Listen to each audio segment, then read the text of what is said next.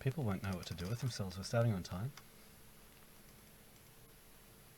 Oh, am I supposed to not be talking?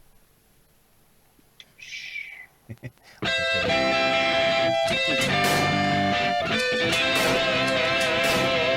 Uncuckables.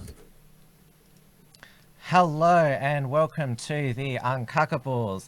I'm Tim Wilms, Editor and Chief of The Unshackled. I'm joined as always in the Unshackled studio by David Hiscox, Editor of the XYZ. How are you? Very good, Tim. Thanks for having me. I'm looking forward to pulling a double shift. Yes, well, the title of tonight's episode is Brown and White because we've got two guests, one brown, one white. We've got the brown guest. You should have made it ebony and ivory. Samraat Joshua We could have done the Grewal. song. How are you? Good, how are you? Yes, I'm good, thank you. Now, when I told you the title of this episode, you actually disputed it because you said you're not brown, you're actually colour fluid.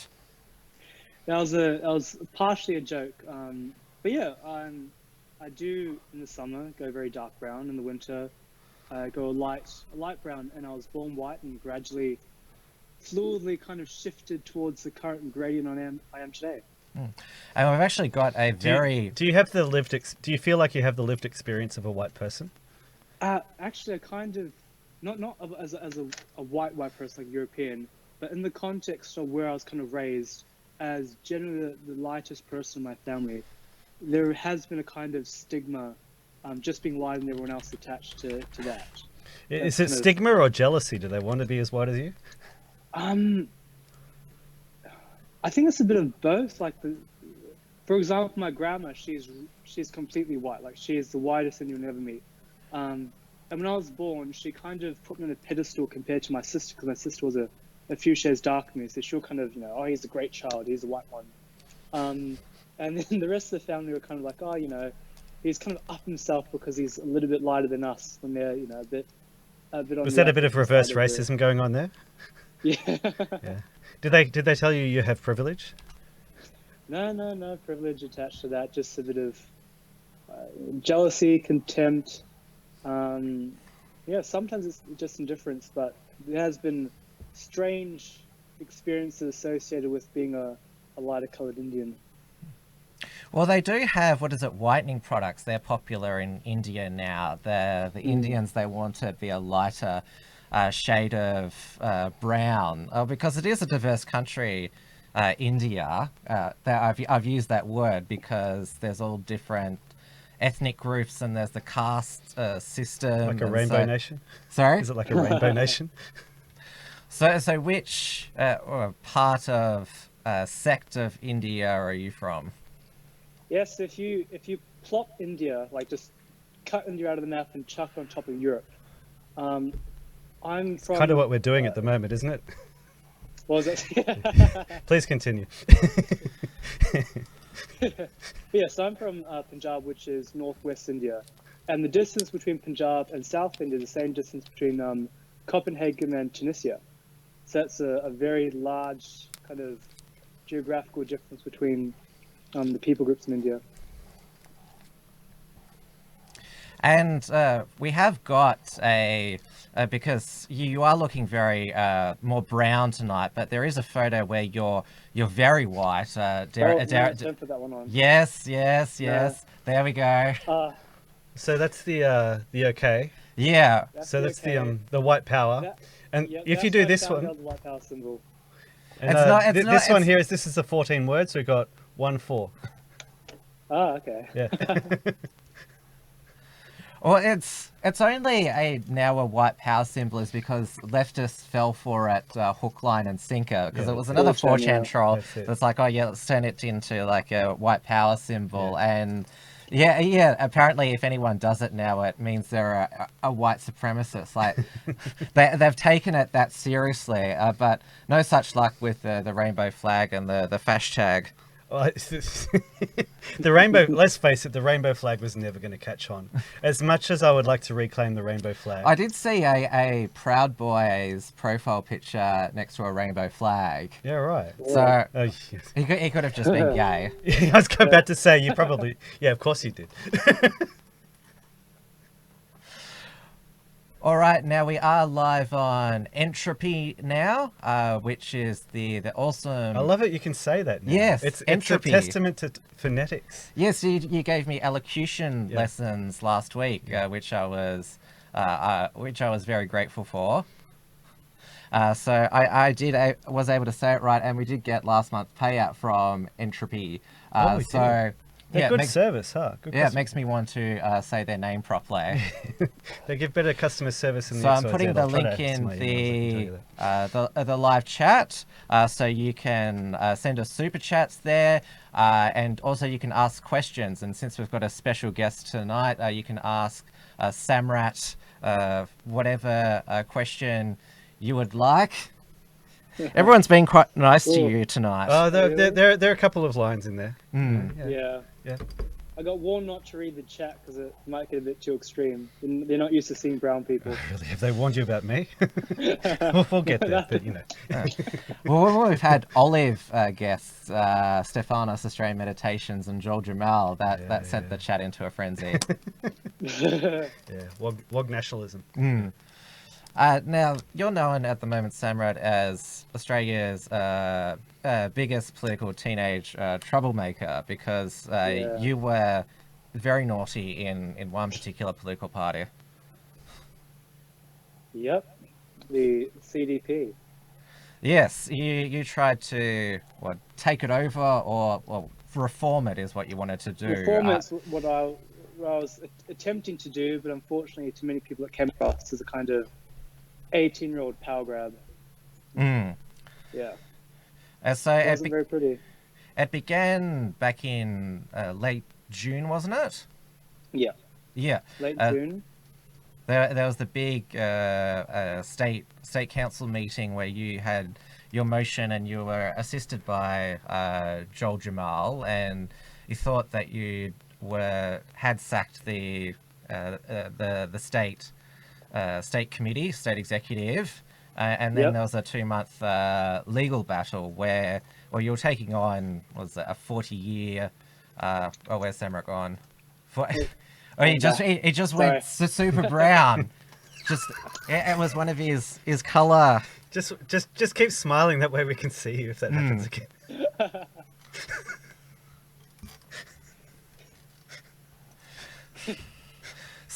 Continue. So there was this too much protracted legal battle. You went public with your motion and did a lot of media. First there was 7 News, there was a Fairfax article, and you also went on SBS as The Feed, where they interviewed you and Joel and Fred Nile and other CDP people. So it was a big story.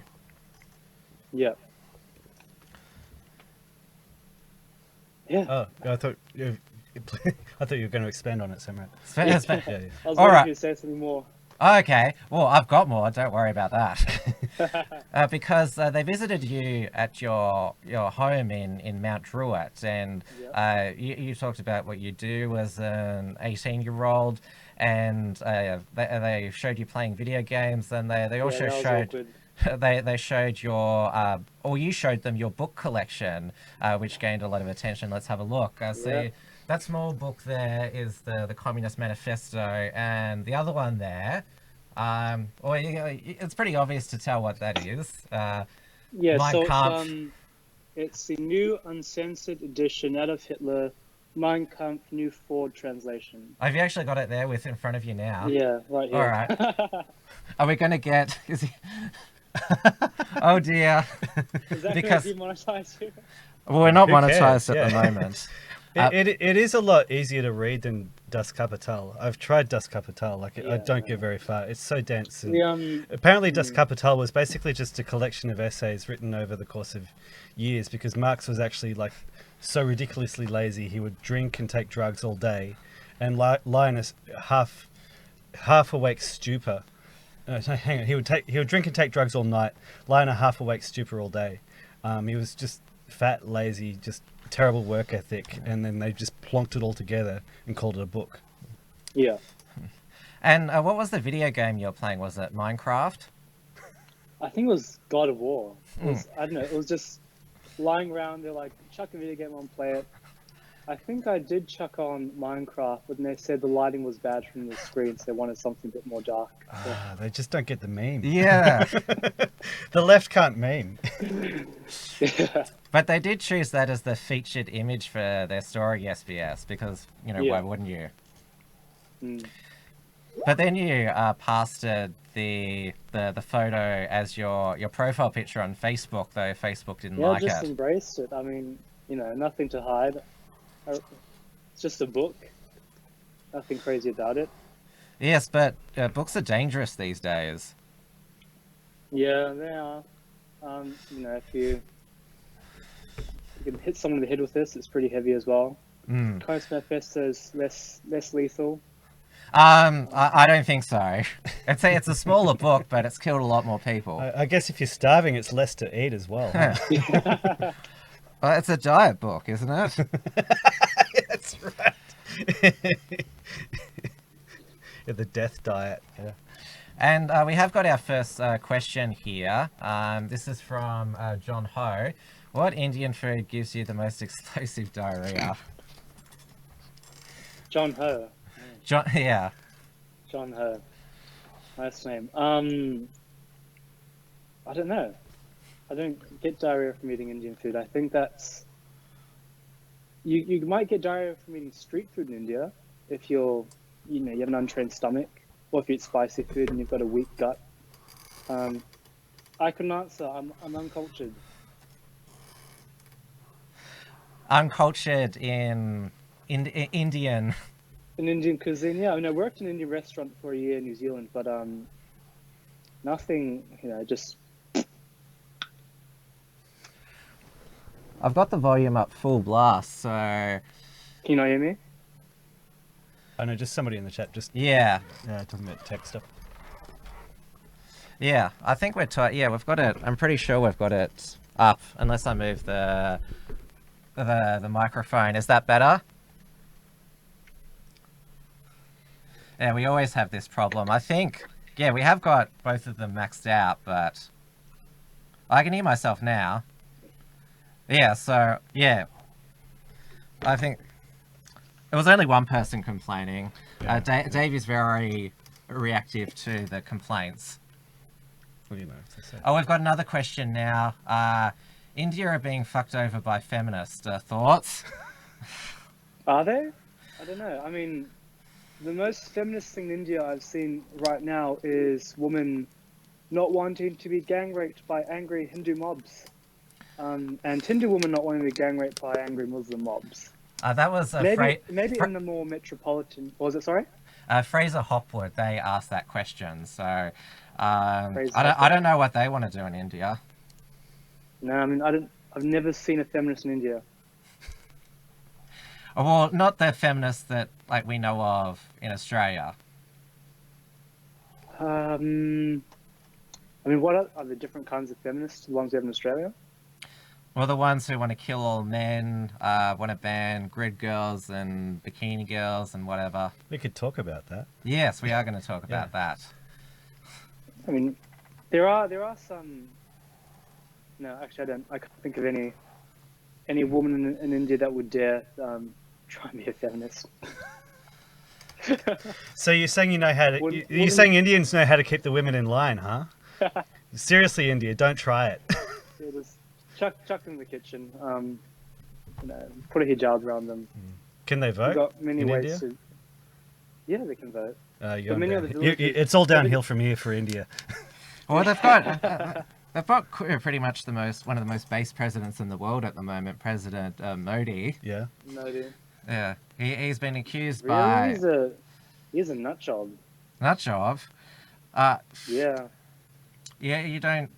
he's not assisting the Indian people you think get out of poverty, because I remember when I saw Gina Reinhardt many years ago, she admired Modi because of his economic reforms and developing India. Yeah, if you've ever gone to the Ganges River, which I haven't, but if you've seen or known someone who's gone to the Ganges River, this is a great example for the way the Indian government works, right? So when the election comes, they say, we'll clean up the Ganges, make it as pure as milk and honey, you better drink out of it. That was about 10 years ago. They had a big project to clean it up. And 10 years later, it's twice as polluted. It smells like shit. And that's the governor general. So Modi, what he does, he comes out on election day, he does the typical nationalist thing. Let's unify India, fuck Pakistan, fuck the Bengals. We're going to make our country great and kick out the missionaries and Hinduism. And then when the election's over, he just goes back to the typical corrupt Indian politics and does nothing, while the rest of the country suffers in poverty. And well, that's another meme about India, that it's full of shit. And shit is. Yes, I remember you got quite triggered by one of the most prominent alt-writers in Australia calling you that and telling you to go back to India. You don't remember that? I remember someone called me that. I don't remember who it was, though. Yeah, we're not going to dox them on this show. You did dox them at the time. Did I? Yes, you did. How did I dox them? I probably did. I can't remember it. But I remember someone calling me a street shit. I just got a bit ticked off by that. But it sounds like you actually don't have feel much connection to India, even though you're of Indian background. Yeah, I mean, most people. I was born in Australia. I went to India once when I was 3 years old for a month or two. I've never been back since. I was left Australia when I was 3, went to New Zealand when I was 4, came back when I was about 14, and then, my entire life is just Australia, New Zealand. I've gotten no connection to India, no real cultural connection. It's, sports games come up, but I don't really care if India loses or wins. It's, Okay, you're making us fight here. Oh, come on, Dave. Okay. So this is this is the problem. So, this is nothing personal, like I've been enjoying chatting with you. Australia was founded to be a homeland for the British people in the Southland. The first Act of Parliament was basically to make the White Australia policy law. And our politicians after World War II, on both sides of politics, they just progressively dismantled the White Australia policy. So as an Australian nationalist, I see Australians, like real Australians, as basically being of British origin, and we can stretch it a little bit to Europeans. Like I know we're going to be talking about Tamils a bit later on and all that sort of stuff, but as far as I'm concerned, people belong in their homelands. And so that goes for Indians, that goes for Tamils, whoever.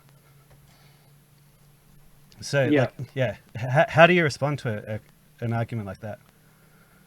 Well, my question would be, how do you define what is British first? Like, what is British to you? Okay, to me, British is basically people from the British Isles. So, people who are of the stock of England, Ireland, Scotland, Wales. We can stretch it to sort of northern. At what point is someone British? At what point? Are you talking percentage? Yeah. It can be. At what point does someone become a British person? Like, for example, if you go further back in history, to a certain point in time, there is no such thing as Britain. It was an idea constructed by a state. Let's call this nation Great Britain, and then the state then pushed identity on the people, and they became the British people. And prior to that, there were Scots and English and Welsh, and even prior to that, there were Pictish and all the other barbarian tribes in Ireland. So at what point would you say someone becomes British, or did the British identity form? Well, my ancestors are from England, they're from Ireland, they're from Wales. So they're from they're from Great Britain, they're from England, they're from Ireland, they're from Wales. But so the point I'm trying to make here is that you're saying Australia belongs to and was founded for the British identity, and you say you might broaden that a bit more for various European identities. My question is, what makes that British identity a thing and not just an arbitrary kind of title put on a group of people? Because your ancestors might be from England, Scotland, Ireland, but look further back enough, many Scottish people, English people come from Scandinavia, for instance. And if you trace the Scandinavians further back enough, they become Goths. If you trace the Goths back further enough, they come from Crimea. And then you see a split when the Goths in Crimea split off from the Goths that went eastward towards India, like the Juts, and that's where we get the European counterparts, Jutes, Geats, Goths, and then the Asian counterparts of the Saka clans, the Scythians, the Jats, the Master Jats. So at what point do you stop an identity from evolving and saying, this is now what it is? So it's British, and you can't add to the British identity, you can't take away from it, it's completely static. Okay, so yeah, I understand where you're going. This is why this is why I said before, like, we can extend that to Europeans in general. You've basically got the Aryan race, the Scythian race, who, through like wave after wave of immigration, basically covered over the whole of the Eurasian landmass. Yeah, so when we talk about, say, for example, white nationalism, you've got various levels of white nationalism. You've got, I guess, pan-European. You could divide that into regions, like you've got Slavic, you've got Mediterranean, you've got Northern European, and all that sort of stuff. Then you've got actual countries themselves. So if you look at the last few hundred years, you see how like Britain became a nation. You see how like the various tribes, say, of France, the various regions became the region of France. You see how Germans all became a country as well. For all intents and purposes, Australia, when Australia was founded, it was people from the British Isles who came here and made Britain. So that's basically where I go with that. At what point did Irish people become Australian? Because I know when Australia was established, Irish people weren't considered part of the kind of English I understand, group, yes, and they're excluded. So how do you justify that part? Because there was a certain point in history in which Irish people weren't part of that group. So one of our writers, David Hilton's, made a good argument with this. Basically, it took us a couple of hundred years to essentially make a distinct, essentially Anglo-Celtic race here in Australia. Like over a couple of hundred years of mixing, and that's why, like, when you look at like sort of the racial mix-up of Australia and our different history here and our culture, that's how we distinguish ourselves from Britons as well. That doesn't make sense because... sorry, are you going to change the topic? No, let's not. I've got questions. No, we're just scratching the surface. Yeah, because what you just said there is essentially you can kind of add to the identity. So you've said, English was first the primary Australian identity, and you kind of added the Irish to it through intergenerational and there's a very important mingling. There's a very important aspect to that. Like, we're essentially from the same stock. We're of the European, white, Scythian, whatever, like, however far you want to go back there. So we're from the same racial group. So when you bring...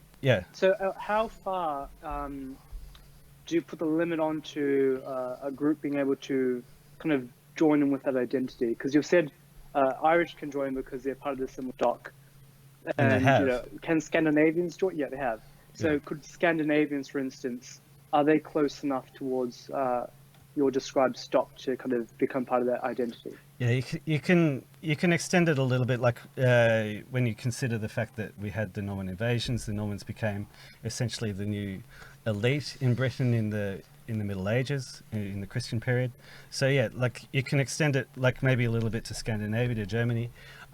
It was a real push, and it was a deliberate push by both political parties to bring in Southern Europeans and Eastern Europeans, because it was going outside of that Anglo-Saxon, Anglo-Celtic, Northern European racial heritage.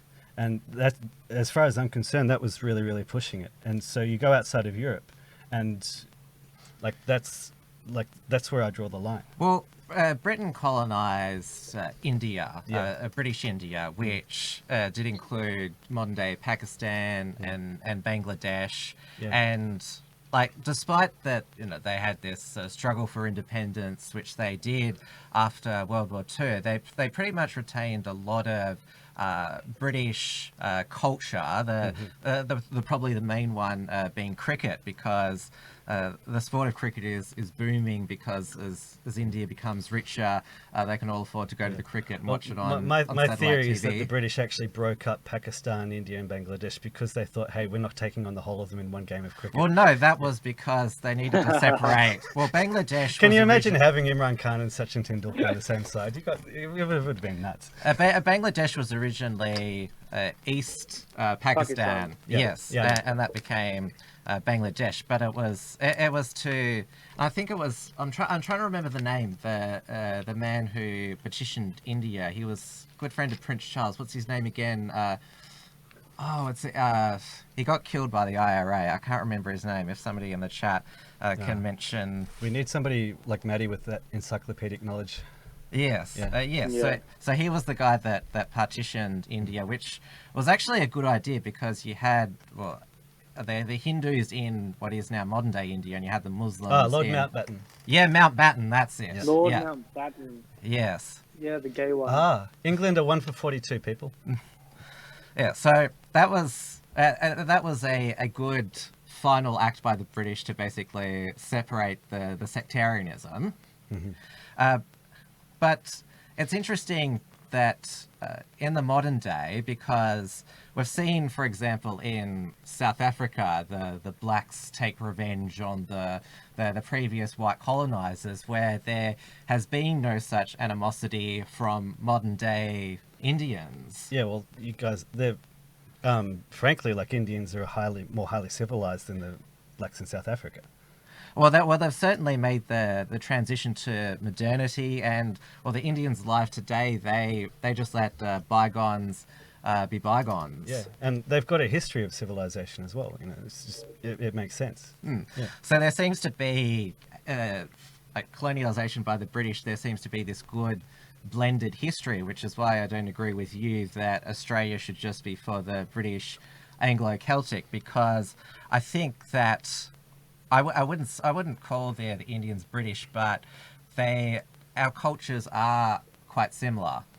Well, yes, Indian culture has been influenced by British culture, but like if Indians want to consider themselves British, why did they fight a war of why did they fight to get freedom in the Why first did the place, United States fight for independence? Yeah, well, because the British are shit overlords. But that's my point though. Like No, if you want to be considered British, then like come back in, like accept yourselves back into the British Empire. Yeah. Well, do you think the United States should go back into the British Empire? Yes. Well, then you need to, next time we have an American on the show, well, Samraat's not Indian, he's an Australian. And now, there's a few other political Indians that I've come across. I'm not going to name them. There is one, you might know who I'm talking about, who seems to, he's an Indian that likes living in Australia, but sort of wants to still keep the Indian identity, but enjoy the benefits of Australia, and is for open immigration, so more Indians can come to Australia, not to be Australian, but so they can be Indians in Australia, which is not how it should work. It should work like how you are.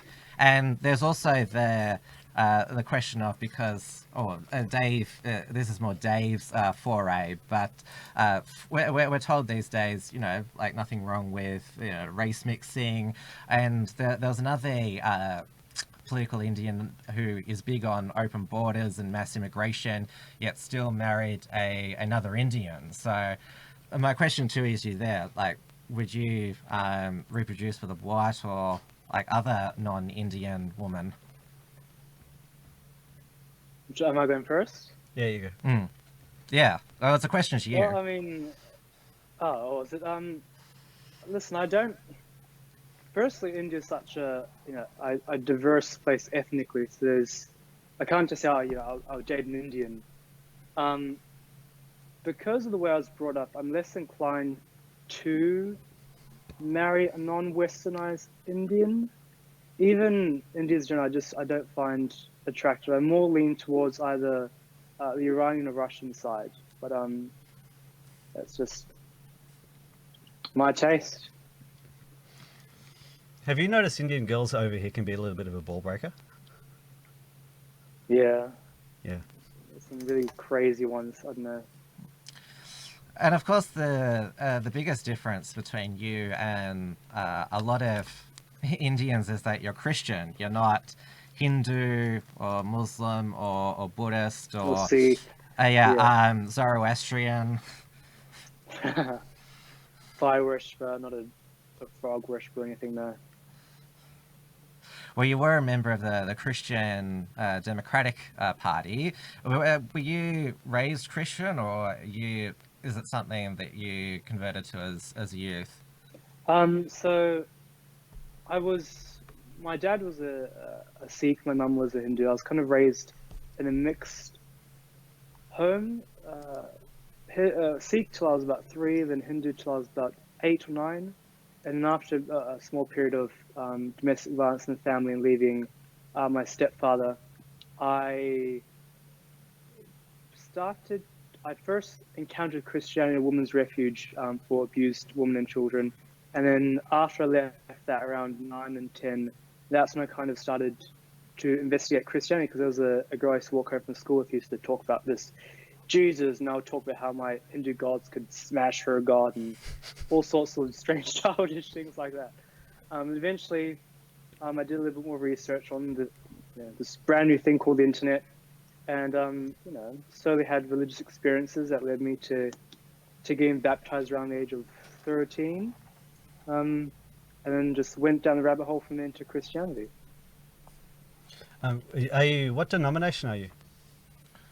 I'm non-denominational, but I lean towards the charismatic Pentecostal movement. Yeah, cool. Yeah, they're good people in there. I was raised Pentecostal, and then through just basically my own selfishness, I went away from it. And then as we always would have people coming in giving testimonials of how they used to be Christian and they went away, came back. That's basically what happened to me. I was basically a life lived without God. Sort of showed me, I was wrong. Before we move on to the news of the week, where we should answer these questions, there's one that I'm not going to... there's one from Bieber Anti-Bullying I'm not going to ask. There's another one which is better. Why is India the most racist country in the world, according to the Washington Post? And if this is true, isn't racism against Indians just fair play? I mean... Racism in India isn't the way we understand it in Australia, where it's like black versus white, Asian versus, Russian or something. Racism in India isn't really racism. It's more of a casteism and a religious kind of battle. So what you would consider racism in India is, Punjabis disliking South Indians because South Indians are uncivilized and have a strange form of tribal Hinduism. And Eastern Indians who are from Assam who look more Chinese, hating Western Indians who are a little bit more from that western side of the continent. So it isn't really racism, it's more a cultural war happening in India, not a racial war.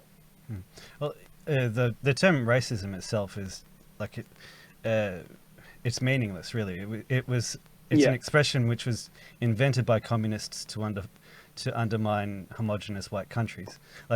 There's nothing wrong with in-group preference, whether it's racial or caste or cultural. It's just, people like to be with other people, and we identify against another team or another culture. And it's we see it here in Melbourne, one football team against another. Melbourne supporters, we're supposed to hate Collingwood supporters. It's just in-group preference. It's normal. I'll move on to the next questions. Is everyone in India a taxi driver? No. There are more English speakers in India than the rest of the world combined. There are more billionaires in India than the rest of the world as well, and China. There's a lot more rich people there than there are here. Have you ever driven a taxi or worked in a call center? Nope. I did. Never seen the inside of a call center. I did meet an Indian at a party once who said, "I don't have a job at the moment, but I could either get a job at the convenience store or at a call center." Well, it's hilarious because Maddie's driven for Uber and I've worked in a call center, so there you go. Yeah. From Master R. Forster, we've got, doesn't Indian history and Hinduism teach that India was once a proud white Aryan state and it has declined over the past few thousand years as it got darker and darker? Oh, it's gotten darker again. Smile. No, so the whole Aryan invasion myth is a combination of different stories within the Vedas and other Hindu texts, and it never explicitly states the color or hair color or anything like that of the people. It only states that they were nobles who kind of came from where Iran and the Caucasus are now into India, bringing with them the caste system as a way to kind of subjugate the natives.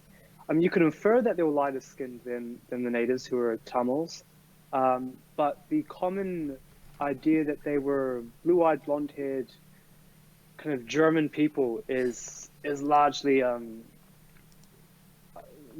myth kind of established by German racial in Germany. And final question from Peter V. Are there any vegan extremists, climate change kids, Antifa, drag queen, story hours, safe schools, unlimited genders, and gay pride marches in India? Why do people assume that I'm like the encyclopedia in India? I'm the worst person to ask about this, but I do know that there is a kind of a strange religious movement for a type of third gender. I think I've seen something like that. I don't know what you call them. It comes weird transgender group. Yeah, they do this thing where they kind of collect this type from you, and unless you pay them to ward evil spirits away, and they kind of do that like that weird black clapping thing. And they curse you, and yeah, it's very strange. Well, now that question's being asked, because we'll go back to your Christian Democrat membership or previous membership. Obviously, you are a social conservative. So what was in that last question is what's happening here. Yes. What define that? What's a social conservative? Well, you certainly believe in family, tradition. Oh yeah, but I wouldn't necessarily call myself social conservative. But that's sort of what the Christian Democrats through Fred Nile is most famous for. I mean, he fought the degeneracy of the 1980s and 90s, and so he was the original culture warrior. Yeah, I'd agree with that, yeah. Dave? Good, yeah. All right, shall we move on to that? Move on. I'll move this over to the other side. Sorry, that's just the running sheet. It's a bit hot in here at the moment. I just have to take my jacket off.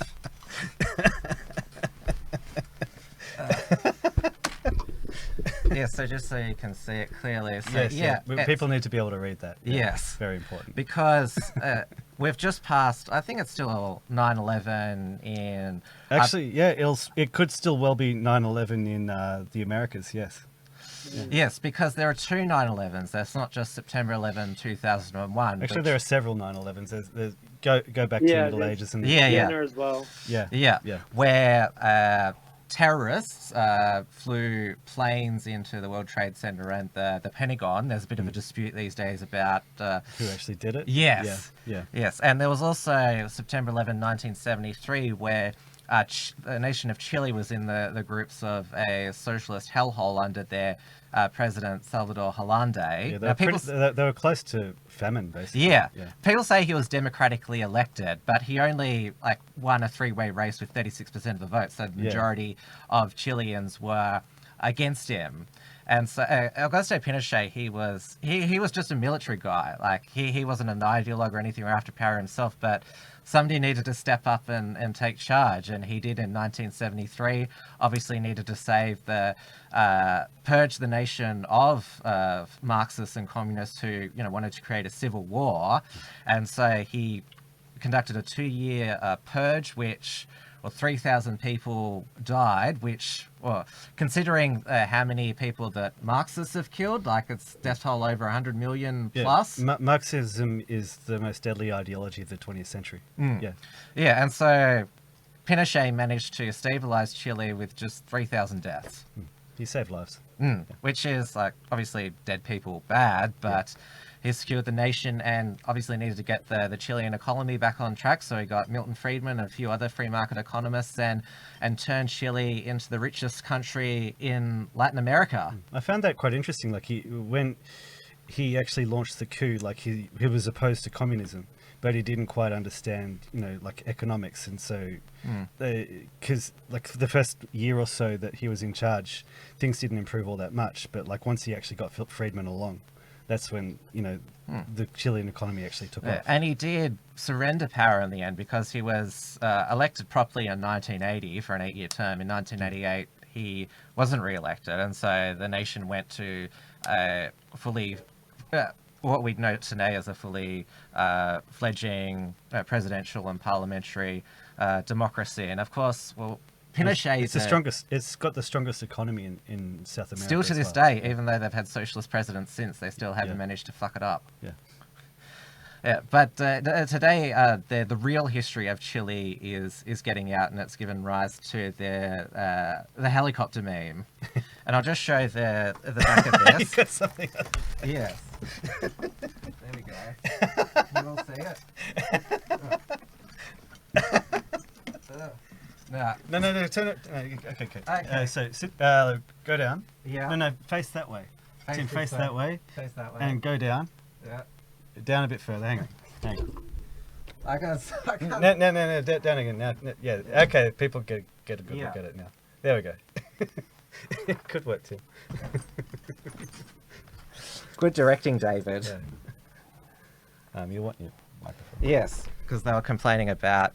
Yep, so... And I remember last year I wore this shirt on 9/11 and it triggered Slack Bastard into a fit. He's still going on about it, so that's for you. I'm sure he will again. Yes. Yeah. Piss Pants might have something to say about it as well, I'm sure. Or if he's got anything left to say. If he's got any urine left in yeah. Now, Samraat, are you familiar with... Thank you for your patience during that little segment. Yeah, are you familiar with the Chilean aspect of 9/11? Partially, yeah. And so, you know the real history, not the fake history? Yes, I've had lots of people enlighten me. And then, of course, there is what people mainly associate with 9/11 is the September 11 attacks. Just on the Pinochet, Chile, like it's an important topic because the left have been allowed to write the history after, like there have been a couple of times in the 20th century when conservatives in a country have actually successfully saved their country from communism. The other really important example was in Spain before World War II in the Spanish Civil War. And the left have been allowed to write the history of that conflict as well and basically portray Franco as a bad guy and them as the good guys. And like if you look at like one of the most famous movies of the 20th century, Casablanca, it's telling that story as well because like the main character, like he's a hero and he fought on the side of the Republicans, i.e. the Marxists in the Spanish Civil War.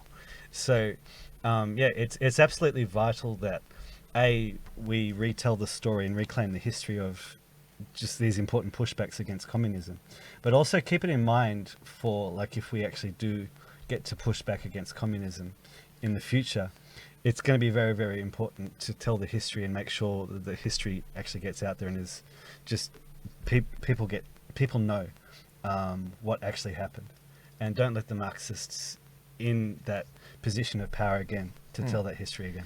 Socialist Alternative, they actually held a protest on September 11 outside the US consulate here in Melbourne to decry, because it was allegedly the CIA directed everything. Come on, these days we just palm it all off to Mossad, don't we? Well, somebody said that 9/11, it must be a favourite date of the CIA. Because, yes, September 11 attacks, there's still a lot of uncertainty about who exactly was behind it. Now, I believe that it was Saudi Arabia who was behind it, and the US, they're basically, Saudi Arabia is so far up their ass that they just let themselves continue to get screwed over, and they censored the 28 pages of the 9/11 report because it said Saudi Arabia did it. But I noticed maybe it mentioned Saudi Arabia's connection to another country in the Middle East. Yes, I know that XYZ republished David Hilton's article. Yeah. So there are a few possibilities. Yeah. But as a consequence, even though all these other countries were connected to 9/11, the two countries the US invaded, none of the hijackers were from, which was Afghanistan and Iraq. Yep. So it's like there's all these other countries involved. There can only be two responses: invading Afghanistan and Iraq. Yeah. It's funny. Like back in the early 2000s, I was a neocon, and I was dead wrong. It was a big mistake.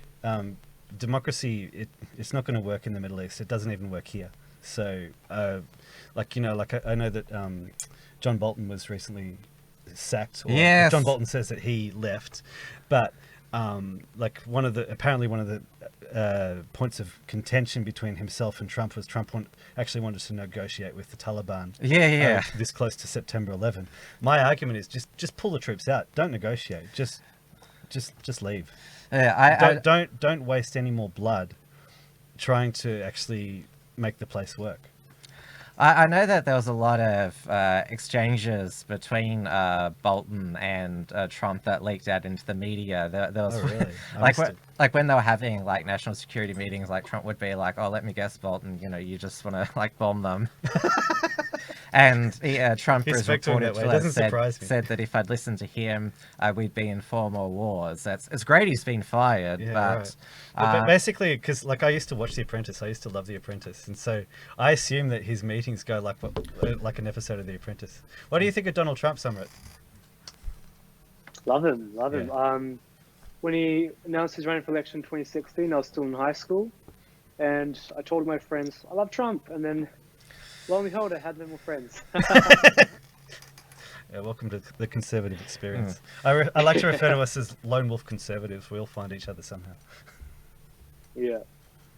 Oh, well, because, what is it, Modi has been accused of being a Nazi now by Imran Khan, so, yeah, Indians, especially lighter-skinned ones. Well, apparently, like, he's just he only signals Nazi. We have got a few more questions. Basically stuff that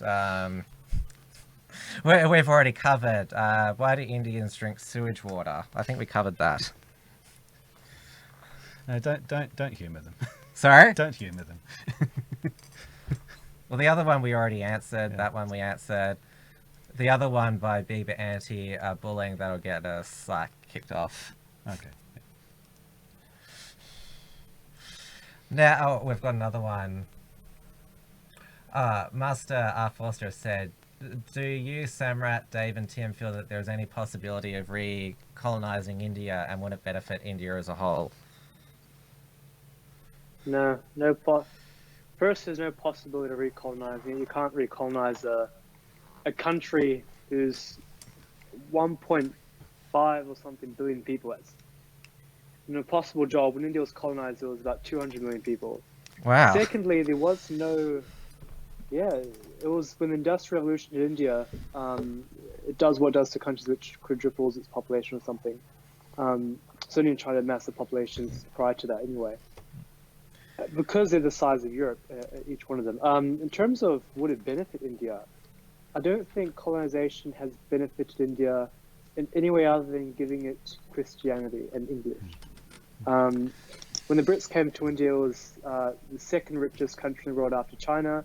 When they left India, it was one of the poorest countries in the world. And when they left India, all they left were their railway lines, which were built for the sole purpose of extracting all of its wealth and shipping it back to Britain and Britain's newly established textile industry. So I don't think there'll be any benefit to it. Also, from what I understand, because I know that in India, throughout Indian history, you guys basically suffered the deadliest Muslim invasion of all time.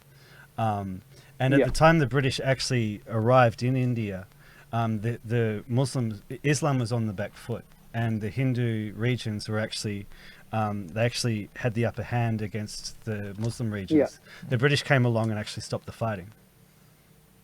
So, partially.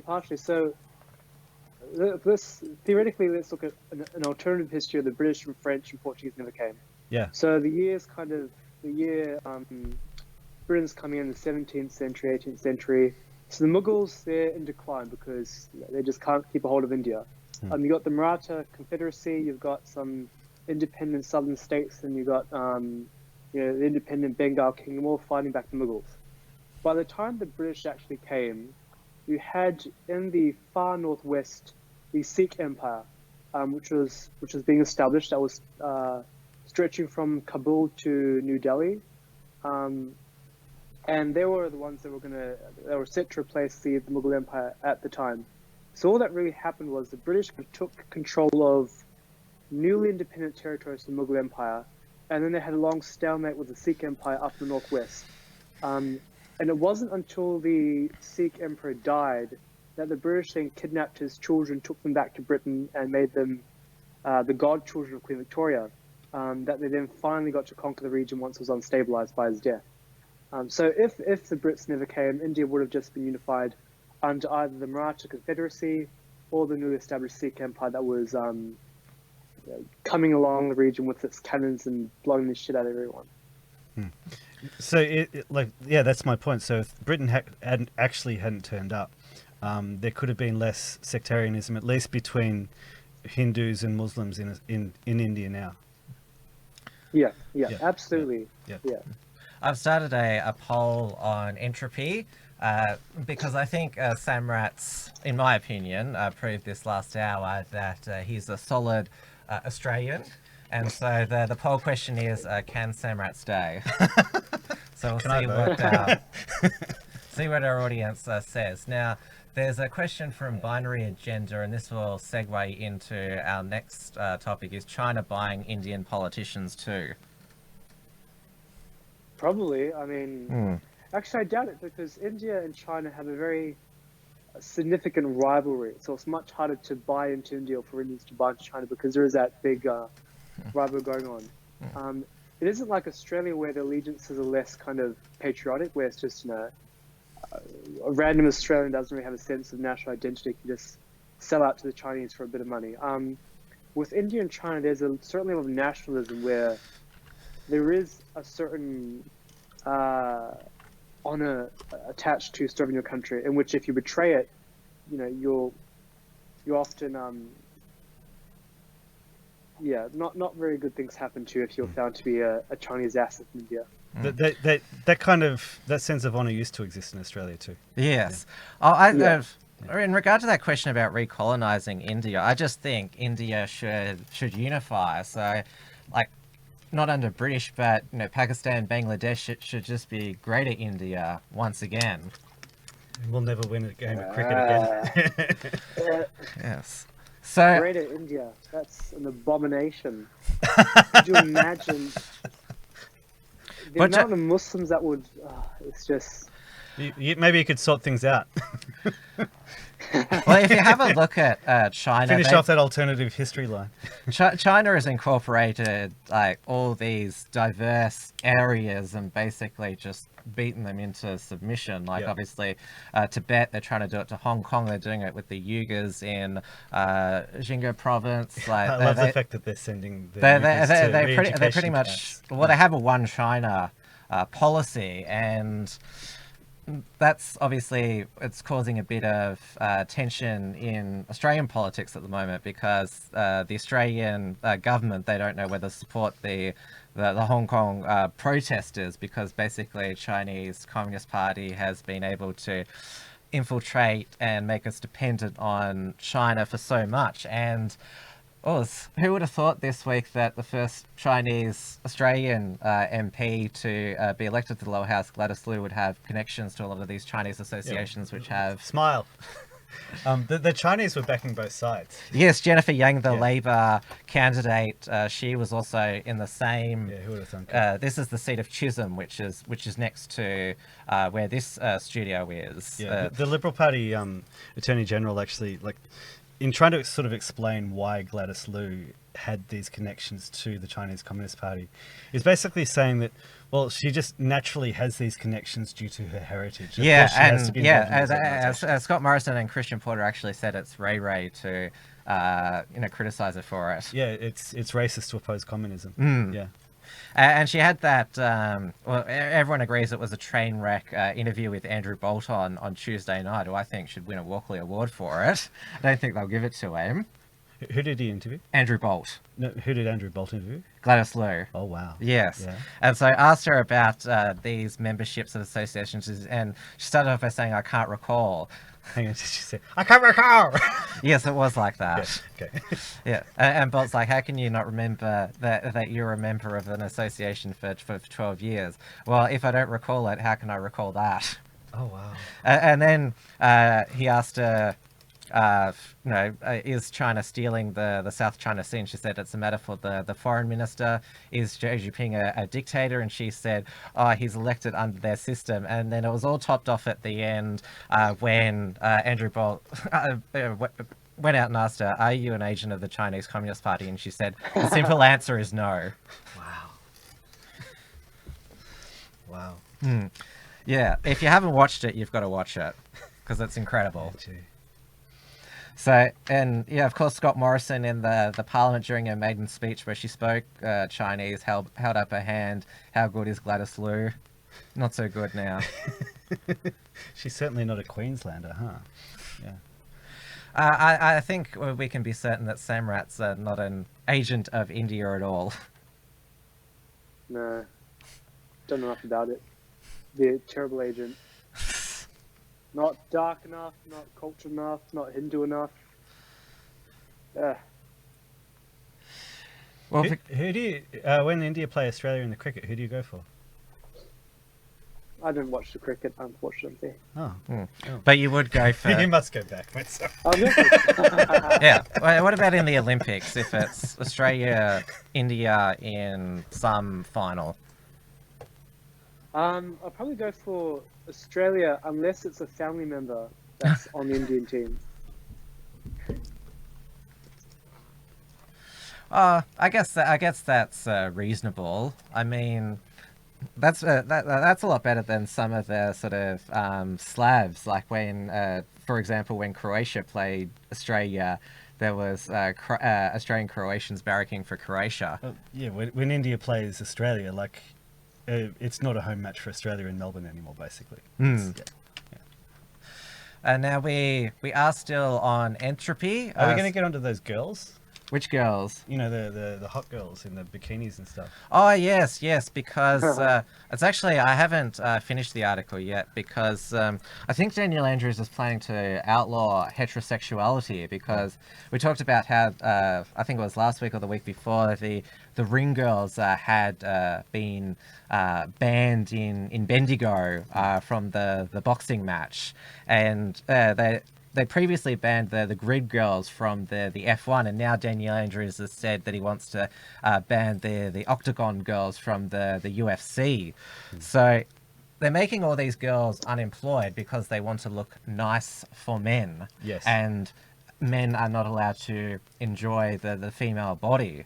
But of course, like, you know, LGBT pride parades, like, you know, they're allowed to be in like underwear and have like sexual poses. That's where I first saw you, Samraat. Not actually at the gay pride parade itself, but you're protecting the cathedral next to Oxford Street in the Mardi Gras, because there's a lot of heathens who, while they're celebrating diversity, might want to vandalize the church.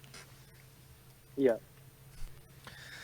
So, like, aside from the LGBT, and it's the irony here that, like, the left not only support the idea of prostitutes and strippers and porn, you know, people who work in the porn industry, they actively try to erase the stigma attached to those industries.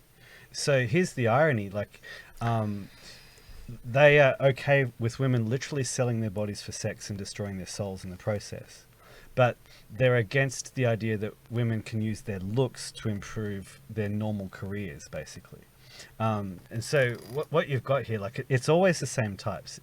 It's essentially a mating strategy, and it's an economic strategy. Because you've got women who are not going to be, don't have the looks to actually, like, be a model at a UFC fight. They may not necessarily have the looks to actually use that to their advantage in a normal career. And so they're actually trying to sabotage the economic opportunity of girls who are prettier than them to actually make money. Unless, of course, they want to sell their body for sex and just destroy themselves. That's okay. So to me, the problem here is, like, if you just go back to, like, first principles, the problem is that we're in a society which encourages women into the workplace in the first place. Because, like, if you think of the kinds of women who are opposed to, say, grid girls, car girls, ring girls, they're the sort of women who, they're more likely to just only have their careers. Like, they're less likely to have children. They're less likely to have a husband. So in their old age, they're less likely to have children and their husband to actually look after them. So all they've got is their jobs. And so, of course, they've got to try to reduce the opportunity of girls who are prettier than them. Instead, if we had a society that still socially enforced the idea that you should actually get married and women should have children, they'd be looked after and we wouldn't be in this mess in the first place. Yeah, definitely true. Now... Cheers, thanks, Tim. We're up to the time where we're going to say goodbye to Samraat now. Sorry to people in the chat. No, that means that Samrat's not about to go back to India. He's staying in Sydney, so he's just leaving this. And so Samraat was our brown guest for tonight. We've got our white guest now. So thank you, Samraat, for coming on. The final outcome from the poll was, can Samraat stay? 3 said yes. 4 said no, so there you go. Wow. The chat has spoken. This is the intro democracy. All right, take care, Samraat. Nice to meet you. Cheerio. Bye. Bye. I'll hang up on him. Press the button. Yeah, there you go. There he's gone. Yeah. See, Tim, that's why they call me the most mild-mannered racist in Australia. Now, before we bring on our next guest, I just want to play, because I've got a new show launching on Sunday evening. Yes. So I just want to play the promo for that. Is it called Storm? No, Wilms Front. Wilms Front. Yes. Yes. There's a hidden meaning, some would say. Yes. To know the challenges facing the modern world, you can no longer just believe the corporate mainstream media. But the beauty of our time is that you can seek out the truth about what is really happening out in our streets, our institutions, governments and culture. You can know what your fellow man is actually thinking and see the conversations taking place between ordinary folk anywhere in the world. That's the media cut through I'll deliver on Wilms Front. Broadcast from the Unshackled studios to video and podcast platforms across the internet. Join me live every Sunday, Wednesday and Friday nights, 7 PM Melbourne time, for a news and information summary that won't take you through a pool.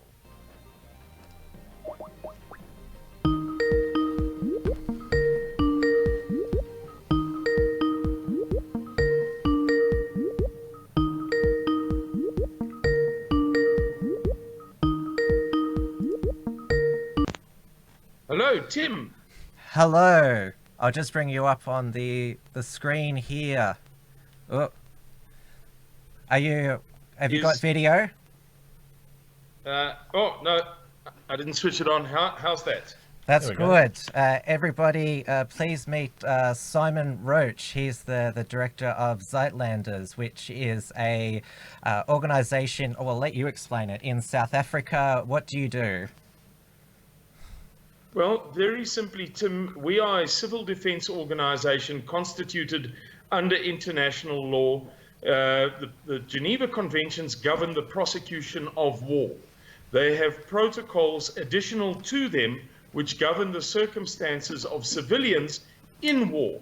And those protocols additional to the Geneva Conventions make specific provision for identifiable ethnic groups to plan for a crisis in which they may be directly threatened.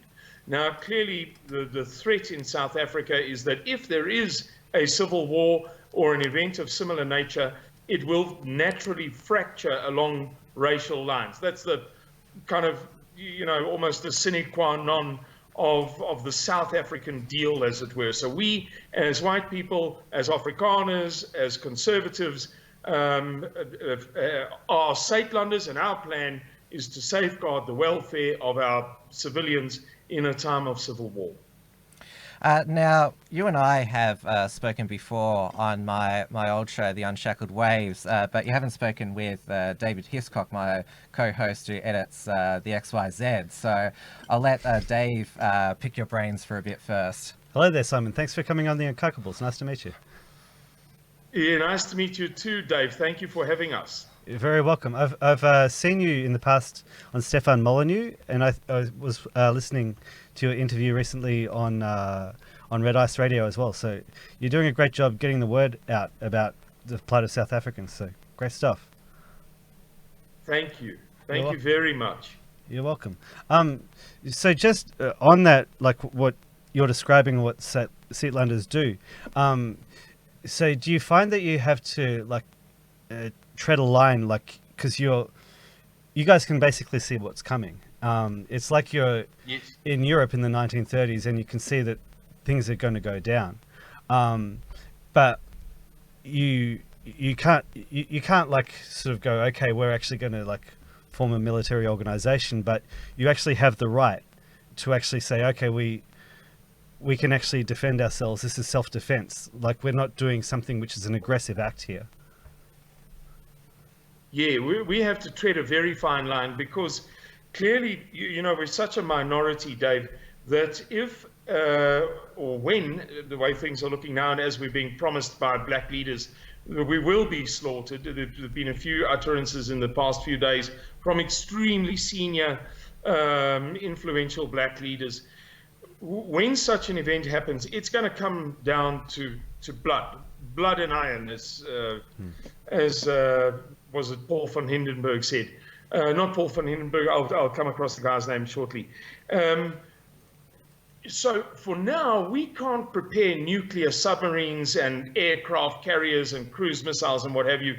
That's completely out of the question. But what we can do is bring people together into little groups and regional groupings and what we call provincial groupings, and empower them with the knowledge of how to escape from dangerous zones, how to form convoys, what sorts of radios you should purchase, so that we all have completely, saturated communication in a time like that, when cell phone repeater towers obviously won't be working, what sort of food you should prepare for yourself, get the coordinates for a safe area or an area to meet, to gather in, or an area to camp over a weekend where a hostile population might be very sparse, and get people to trade contact details with one another, so that I know who my buddies are in my town, who's thinking like me. If a crisis comes,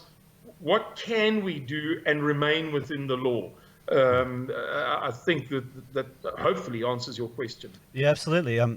Here in Australia, like on XYZ, and also The Unshackled, we've covered a lot of what's going on in South Africa. And aside from just the obvious, just as a human being and as a fellow European, feeling sympathy for the situation, we see what's going on in South Africa, and we fear that this is what could happen in Australia in a generation's time. So it's interesting to see the way that you're going about this, because this could be a model for Australians to actually, if we become a minority and things actually go a similar way, it could be a model for Australians to follow as well. When we last spoke, it was December 2017, which it was still, I know you'd done a lot of media with Stefan Molyneux and other alt media personalities, but it became a big political story in Australia, what was happening to the white farmers in South Africa early 2018, when one of the major journalist Paul Toohey went over to South Africa, and there are actually quite a few successful rallies in Australian cities to have white South African farmers come as refugees to Australia. The most successful one was in Perth, because that's where a lot of white South Africans who'd come from there had migrated to Perth because it was so close to where South Africa was, and so there was a lot of sympathy for the plight of the white farmers, but of course the left, Australia's left, which were caught off guard, they simply managed to beat the politicians who were advocating this down, saying that they were falling for a white genocide conspiracy theory, and that this was harking back to the White Australia policy. Well, it's absolute nonsense. Look, it's really not difficult to work out. For many years, the government refused to release the statistics of the murder of farmers. They released them for the first time on, I believe, I want to say Thursday, the 6th of May last year, and they were released on the Friday, and they were reported on the Saturday. In any case, since then they've been updated once or twice. Now, if you go through the names, it's not hard to tell if there's a black man there. There's a pretty big difference in names, you know. So you can tell what proportion of the people murdered on farms are white. And it was all but one, right? We know the number of white farmers in South Africa fairly closely, not precisely, but we have a very, very good idea of the number of white farmers. If you multiply the proportion by 100,000, in other words, if you say that 25,000 farmers goes into 100,000 4 times, so multiply the 46 white murdered farmers by 40, I beg your pardon, by 4. A child could do it. That's 184 per 100,000. Whether the left, whether the liberals, whether the scientists at the universities, whether the sociologists, whether the mainstream media, no, whatever they think, the simple reality is that is higher than the mortality rate in Yemen now, in Syria now, in Libya now, in Afghanistan now, in Iraq now. I'm very sorry to get so worked up, but it is detestable that these people manipulate simple arithmetical facts for their political agenda. And you know, that is not even to speak of the rape of little girls on these farms. A few weeks ago, a father was taking his daughter to school, and they were accosted at the main farm gate by 4 men, and they got them out of the pickup truck, the ute, as you would call it, and they forced the father to watch while they raped this 13-year-old girl, 4 men. And there are many other such incidents. Shortly before that, a mother was attacked on the farm with the children in the house. I think there were 3 kids, if I'm not mistaken. And after they raped the mother, they grabbed the 11-year-old daughter to rape her. And again, 4 men. And the mother pleaded to the point where they said, all right, we won't rape your daughter on one condition, that she watches us rape you for a second time. And if she turns her head away, and if she closes her eyes, this is all on record. If she turns her head away, or if she closes her eyes, then we are going to rape her. So tell her nicely now that her welfare depends on watching closely while we do what we do to you. This is on top of the murders. And then you hear about these liberals who deny it, and it's a conspiracy theory, and it's a bullshit story, and what have you. It's evil, man. It's evil. These people are evil. Yeah. Well, yeah, your rage is justified. I've had conversations with people here in Australia who believe that what's going on in South Africa now, like if you get past the denial, they see it as payback for apartheid. They're that brainwashed here in Australia that they think that you guys deserve it, and it enrages me as well. Like what you're describing as well here, not just the numbers and not just the ratio, not just that high ratio, 100. What is it? 182 per 100,000. It's the intent with which they're doing this. Like, because we hear story after story like this. This isn't just like one or two stories that you're telling. Like every time that I hear about the murders in South Africa, they're like this. They don't just shoot them in their head. It's like what you're describing here. Yeah, David, the thing is that this argument, this payback argument, is well and good, but we just crossed the threshold of 500,000 murders since apartheid. And right now, the murder rate in South Africa is 35.9 per 100,000 people. That is across the entire population.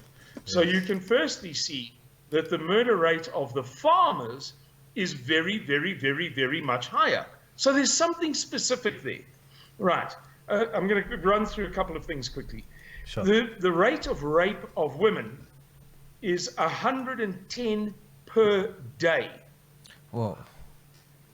Right. Now, I ask you with the tears streaming down my face, how, excuse my language, is that the rape, the mutual rape and murder of black people, this complete lawlessness, this anarchy, this chaos that prevails in this country, when a black person kills another person, a black person, at a rate that was completely unknown during apartheid, how is that a consequence of apartheid? So it's a payback for whites, all right, well and good, but how do you explain 110 mostly black women raped a day? How do you, come on, you scientists, you geniuses at the universities, how do you explain that? How do you justify the killing of foreigners that has been happening in South African streets the whole of the beginning of last week, Sunday, Monday, Tuesday, Wednesday? There was a rampage of South African blacks against foreign blacks, that is to say Nigerians, Congolese, Zimbabweans and Mozambicans particularly, but not only, through the streets of Johannesburg and Pretoria. These people being hacked to death. I can WhatsApp you some photographs and some videos, if you like, being burnt to death, having their eyes plucked out, all on video.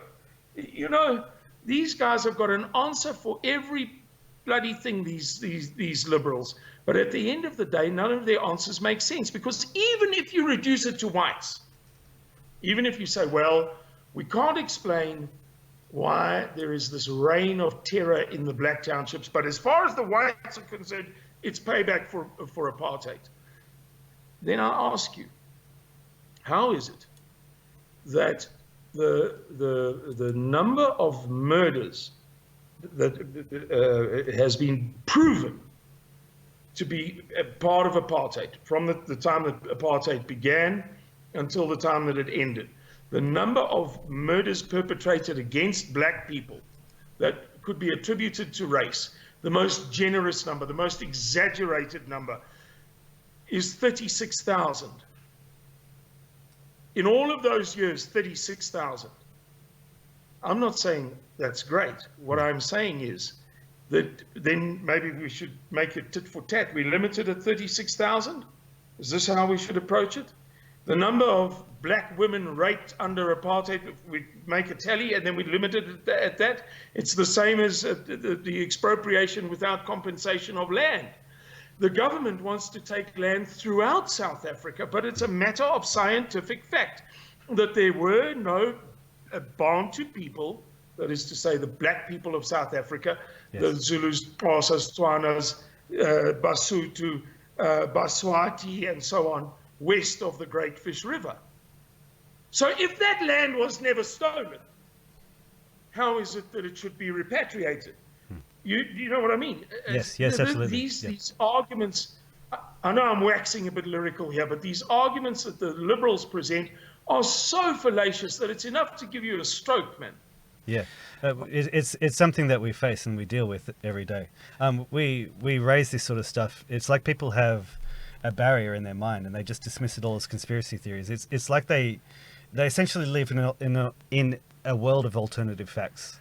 I've noticed now that Wikipedia, because that's just become a leftist manipulation encyclopedia, and so they mentioned the white genocide conspiracy theory and that South Africa is part of it. And it's interesting to note that their response to that is South Africa is one of the most dangerous places in the world, and so it's dangerous for everybody. And you think, hang on, who's in charge of South Africa now? It's the African National Congress. So they're not doing a good job at keeping that nation safe. It doesn't really fit the narrative of the Rainbow Nation. Yeah, Rainbow Nation. Yeah. South Africa post-apartheid, Mandela in 95, it was supposed to be the Rainbow Nation. And of course, there are the riots and the black-on-black violence that's happening now. Yeah, none of it makes sense. And, part of the problem, Tim, is intellectualism in Western society. Christian-based, let's say the Christendom-derived societies have become infiltrated by intellectualism.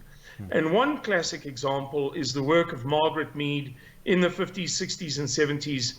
You may have heard of her. She worked under France Boas. She went to the South Sea Islands. She did a whole lot of research. She came back and she said, it's categorically provable that there are no racial differences beneath the skin, as it were.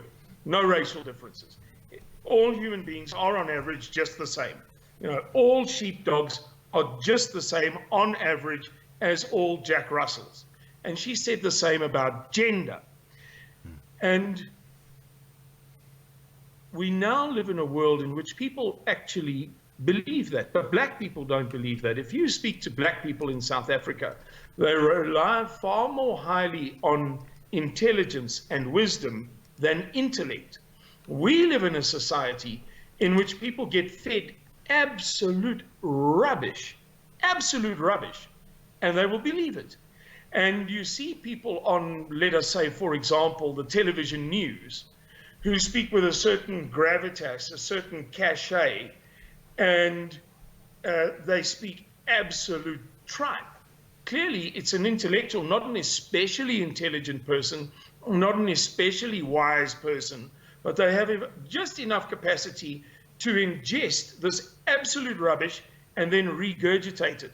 And that phenomenon is found far less in, for example, Eastern Europe, in the Middle East, in East Asia, and I'm not familiar with South America. I've never traveled there, and far less in Africa. You can't tell. There's a saying in the USA: "Who are you going to believe, me or your lying eyes?" Now, as a white person, as a Westerner, as somebody who comes out of European society, my answer every time is, well, of course I'm going to believe you. I'm never going to believe my own eyes. How could I ever possibly, And that goes to what Tim was saying. People believe absolute rubbish. They believe anything that gets fed to them. If you go onto YouTube now, sorry that I'm holding the floor like this, but if you go onto YouTube now, people are discussing this massive gold and silver increase in price that's kind of happening overnight. They're discussing the mortgage bond crisis in Australia. They're discussing the negative yields on treasury bonds in the USA. They're discussing negative mortgage rates in Germany and Denmark. And you've got two sets of opinions. The one is CNBC, MSNBC, NBC, ABC, CBS. And the other is a 180-degree different opinion. The one is saying that everything's okay. The other is saying we're all, everything's going to implode. And the mass media feeds this narrative that is kind of like an opium of a sort that placates the masses and leads them by the nose into, terrible situations. And then you've got a few stubborn holdouts like you guys who are saying the absolute contrary. Yeah, what you're talking about is how people we use the expression the red pill. It's a meme, but it works. You take the red pill and you see how the world really works, and that's the process that we've all gone through. It goes through stages, and sometimes it takes years, sometimes it all comes in a big rush. What's great about the last few years is that it sort of climaxed with the Brexit vote in Great Britain and Trump's election in the United States. It's like there was a mass red pilling across the West, and now the clamps have come down from the censors, so they're trying to basically contain it. But you can't stop that now. There's enough of us now that we actually see the world how it really is, and we're going to keep pushing. Yes, they've tried to develop an antidote to the red pill, because obviously they want to keep us on the blue pill, on the drugs. Wikipedia doesn't want you to know what's happening in South Africa. YouTube will make this video difficult to find, and you've probably found that a lot of your previous interviews are hard to find now, and as a result, a lot of people aren't talking about what's happening in South Africa anymore. We've never forgotten what's going on there. We keep raising it. We're independent media, but it actually, funnily enough, it flared up again tonight on one of our local networks, Sky News, focusing on because the riots in the city, because the White Farm murders happening in rural area, but you can't ignore that the South African cities, they're turning into anarchy. It's a bit more hard for media to ignore. Yes. Hopefully it'll continue that way. Unfortunately, the threat is that demographically speaking, by the time that our people wake up, it's going to be demographically too late. Yeah. And without intending to reduce this conversation to the lowest common denominator and, get all onto race and that kind of stuff, we encourage that sort of thing here. The simple fact is, people talk about the black cities in the USA, Baltimore, Atlanta, Detroit, Chicago, and others, which are a disaster. I mean, you've kind of got to see them to believe them, just how bad it really is. It's some parts of Detroit and Chicago are like inner city Johannesburg, literally.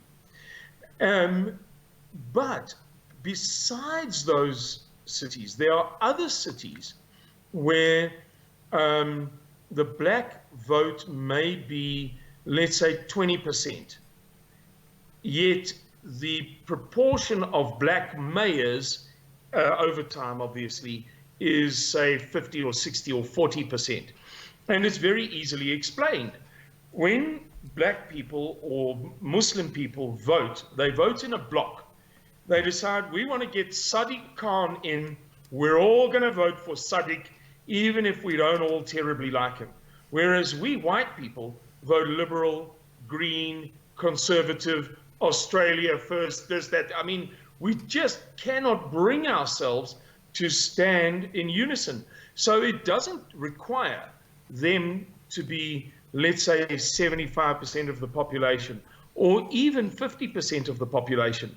When they reach a critical mass of 15, 20, 25%, with the support of dissident whites, they're able to achieve the critical mass required to get their candidate in.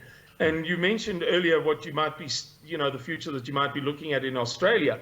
I can tell you now, guys, not because we're especially bright or clairvoyant or what have you, but because we've watched this movie before.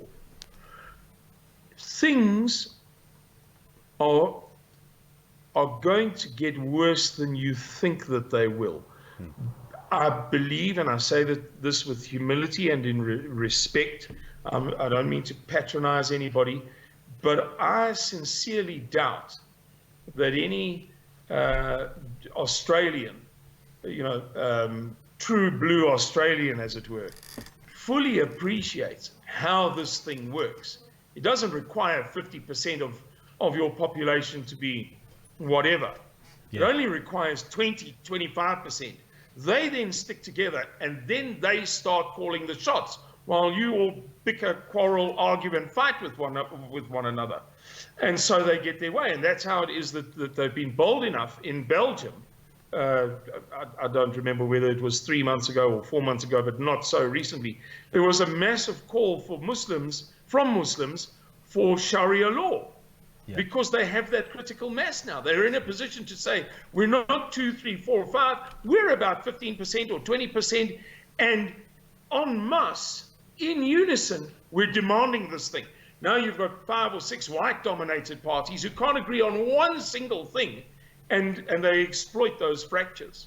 That's right. Well, if you look at the Russian Revolution, you had a very small proportion of foreign infiltrators who were actually able to basically hijack the entire country and cause the greatest genocide of the 20th century. Here in Australia, we actually had somebody, Fraser Anning, who was actually talking about Australians actually showing some in-group preference for each other. We had something like this 20 years ago when Pauline Hanson actually stood up and warned that Australia was in danger of being swamped by Asians. Whenever that's happened, the establishment, political parties and the media, the white establishment, the white establishment have always clamped down on that. Mind you, that white establishment, it's a very small proportion of Australians. If we go back to, say, after the Second World War here in Australia, it was the Labor Party. They opened up the floodgates to mass immigration. The Liberal Party didn't do anything to stop it, and then steadily, bit by bit, like the frog in the boiling frog, they just dismantled the White Australia policy, which had kept Australia as a white British European Christian nation. And now we're at the point now where we're not even allowed to criticize a Chinese woman who's been elected to parliament for her connection to the Chinese Communist Party without somebody saying that sounds like the White Australia policy. The whole problem for us is that we've actually been brainwashed into actually defeating ourselves, into actually carrying out essentially white genocide on ourselves. And that seat, Chisholm, that it was between the two major parties put for two Chinese Australian candidates because it was a majority Chinese seat, and so it's a majority Chinese seat because when immigrants come to Australia, they don't just go here, there, here, just randomly. They congregate in the one area because the idea, like the actual process of multiculturalism, actually reinforces like ethnic nationalism. People like to be amongst their own.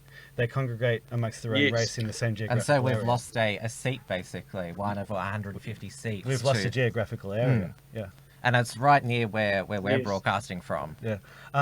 So, Simon, I've got a question, like talking about geographical areas. At XYZ, we've had some communication with people who are involved in the project to try to get an independent West Cape in South Africa.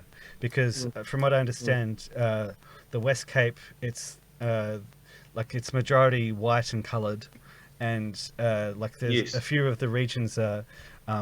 linguistically, they're all related to each other as well. Do you have connections with them, and are you able to expand a bit on that? Yes, sorry, I just want to ask, Tyra, would you mind closing that door, please? Yes, we saw a herder dog. Thank you. This is actually a very, very deep and difficult subject. And the answer I'm going to give you is going to be completely counterintuitive.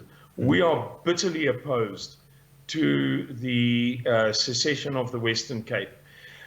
But it's the explanation is very long and very deep. And, sorry, let me just handle this matter. I beg your pardon. I'm ever so sorry. But now the dogs are inside and the door is closed. So it's not as bad as it was before.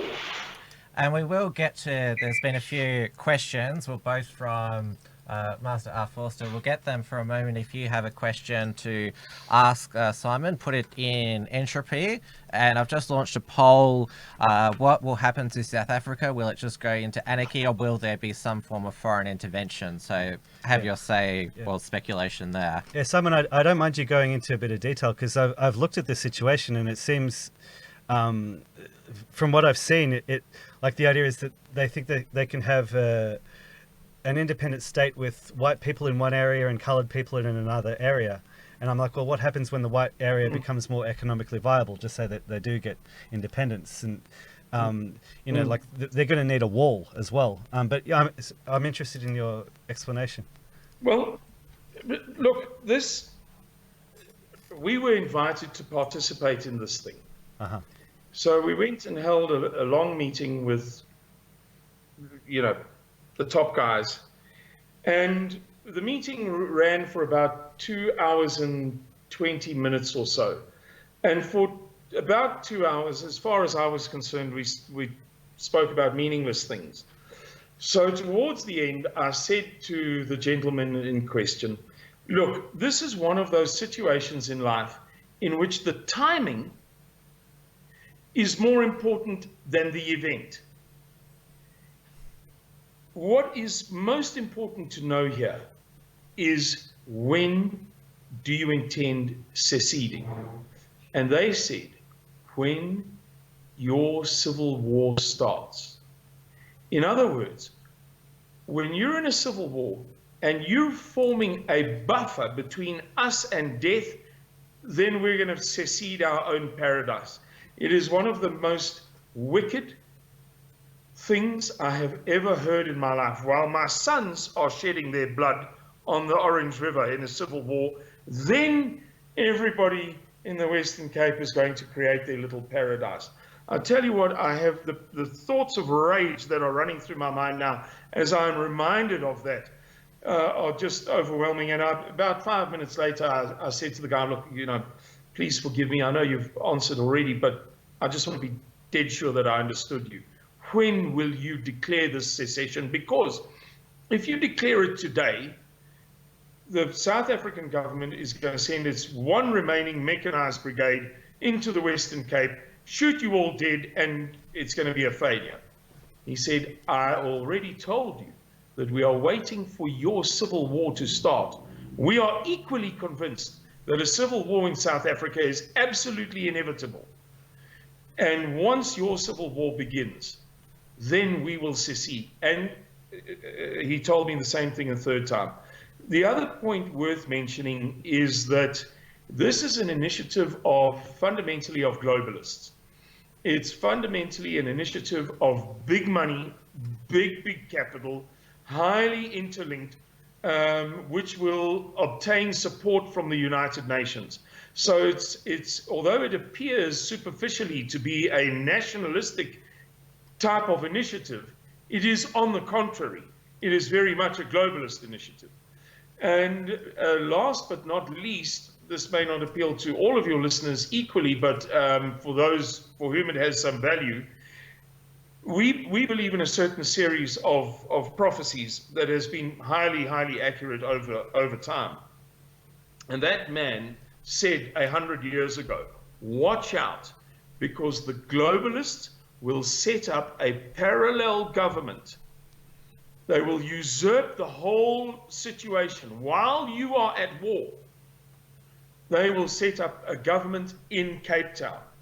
And so this thing has been kind of prophesied and then told to us in simple English, sitting across a table in a restaurant, in Beaufort West is where the meeting happened, for anybody who knows where Beaufort West is in South Africa, in the Karoo semi-desert area.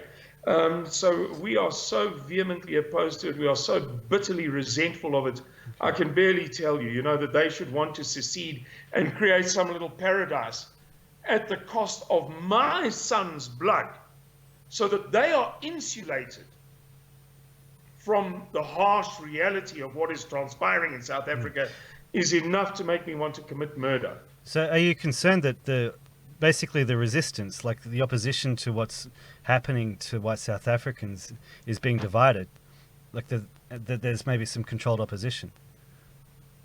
Yes, certainly. There is a very strong globalist contingent in white South African society, and it has always been there.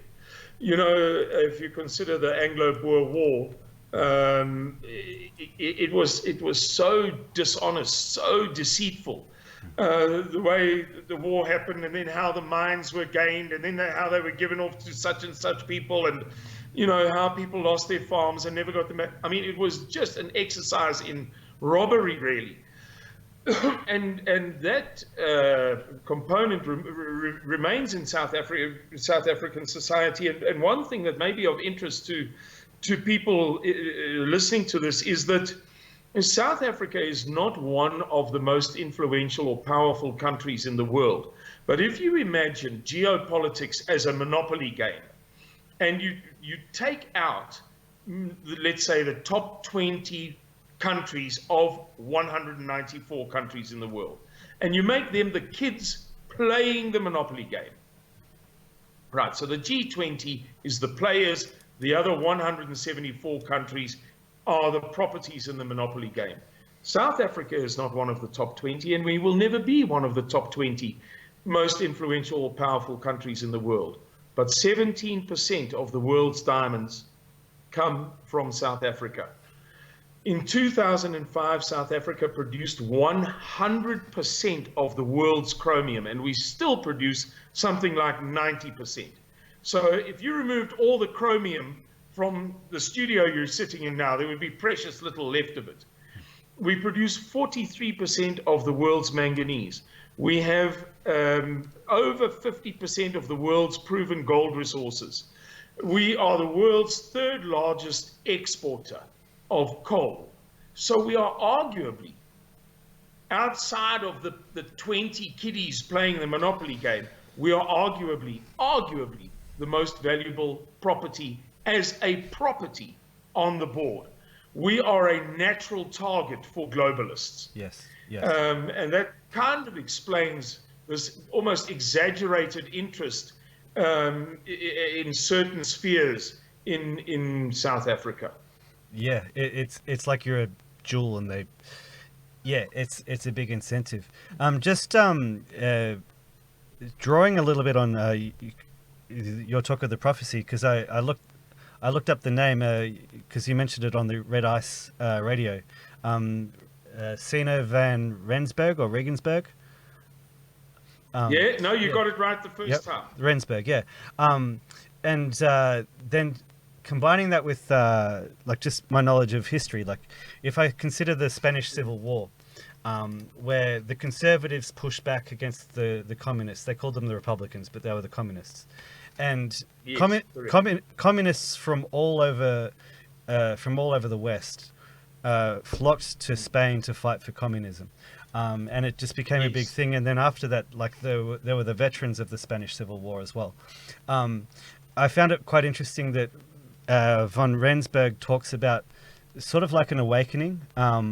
You were mentioning about how like when South Africa becomes a democracy, various aspects about Nelson Mandela, the Africans and Middle Easterners flooding into Europe, and Donald Trump coming to power, essentially.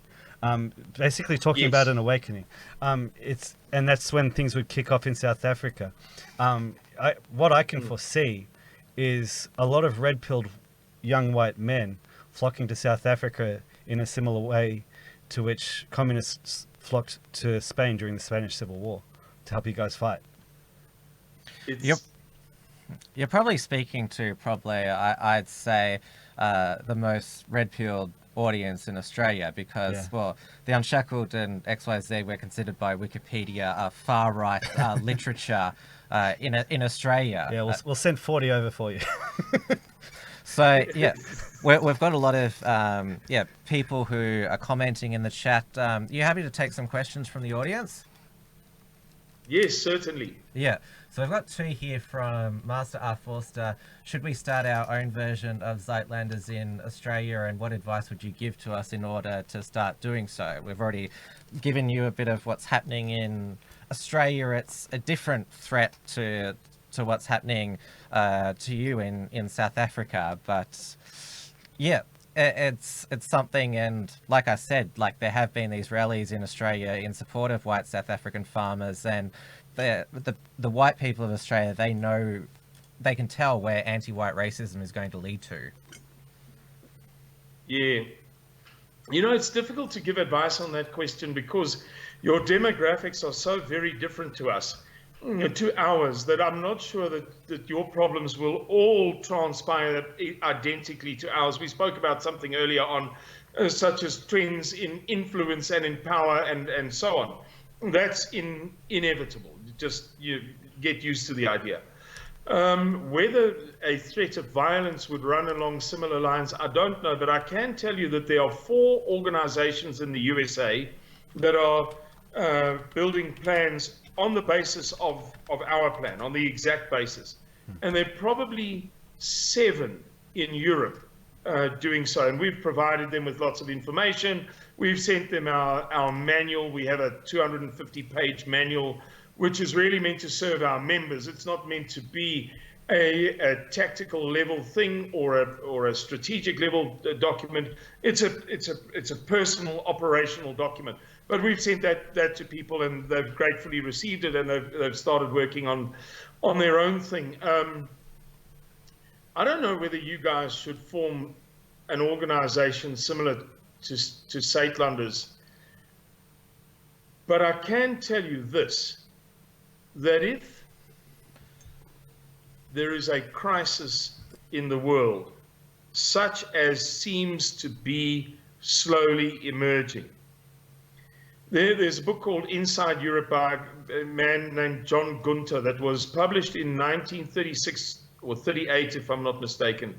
And if you read that book, it's a big, thick book, but if you read that book, you'll think to yourself, so much is so similar to the way events are transpiring in the Western world today, you know. And it seems as if there is a crisis, a real crisis, emerging in the West, for want of a better word. If that crisis does emerge, if there is a massive financial crisis that rocks the entire world, if markets fall and the demand for products doesn't exist, and the average Australian doesn't have a job because there's just no purpose. You know, you can open any shop you like, you're not going to have any customers because nobody has any money, that kind of thing. If there's 90% unemployment in Australia or 80% unemployment in Australia, that sort of thing, then you will certainly have to have cohesive groups of interdependent people based upon high trust relationships. In other words, the groups are going to have to be close. They're going to have to be interdependent. So you can't have 3 doctors. You need to have a doctor, and the doctor needs to have a baker. And the baker needs to have, you know, the man who provides the wood for the fire of the oven that does the baking. And those relationships are going to have to be built on very high trust. And it sounds all very melodramatic and end of the world apocalyptic scenarios and so on.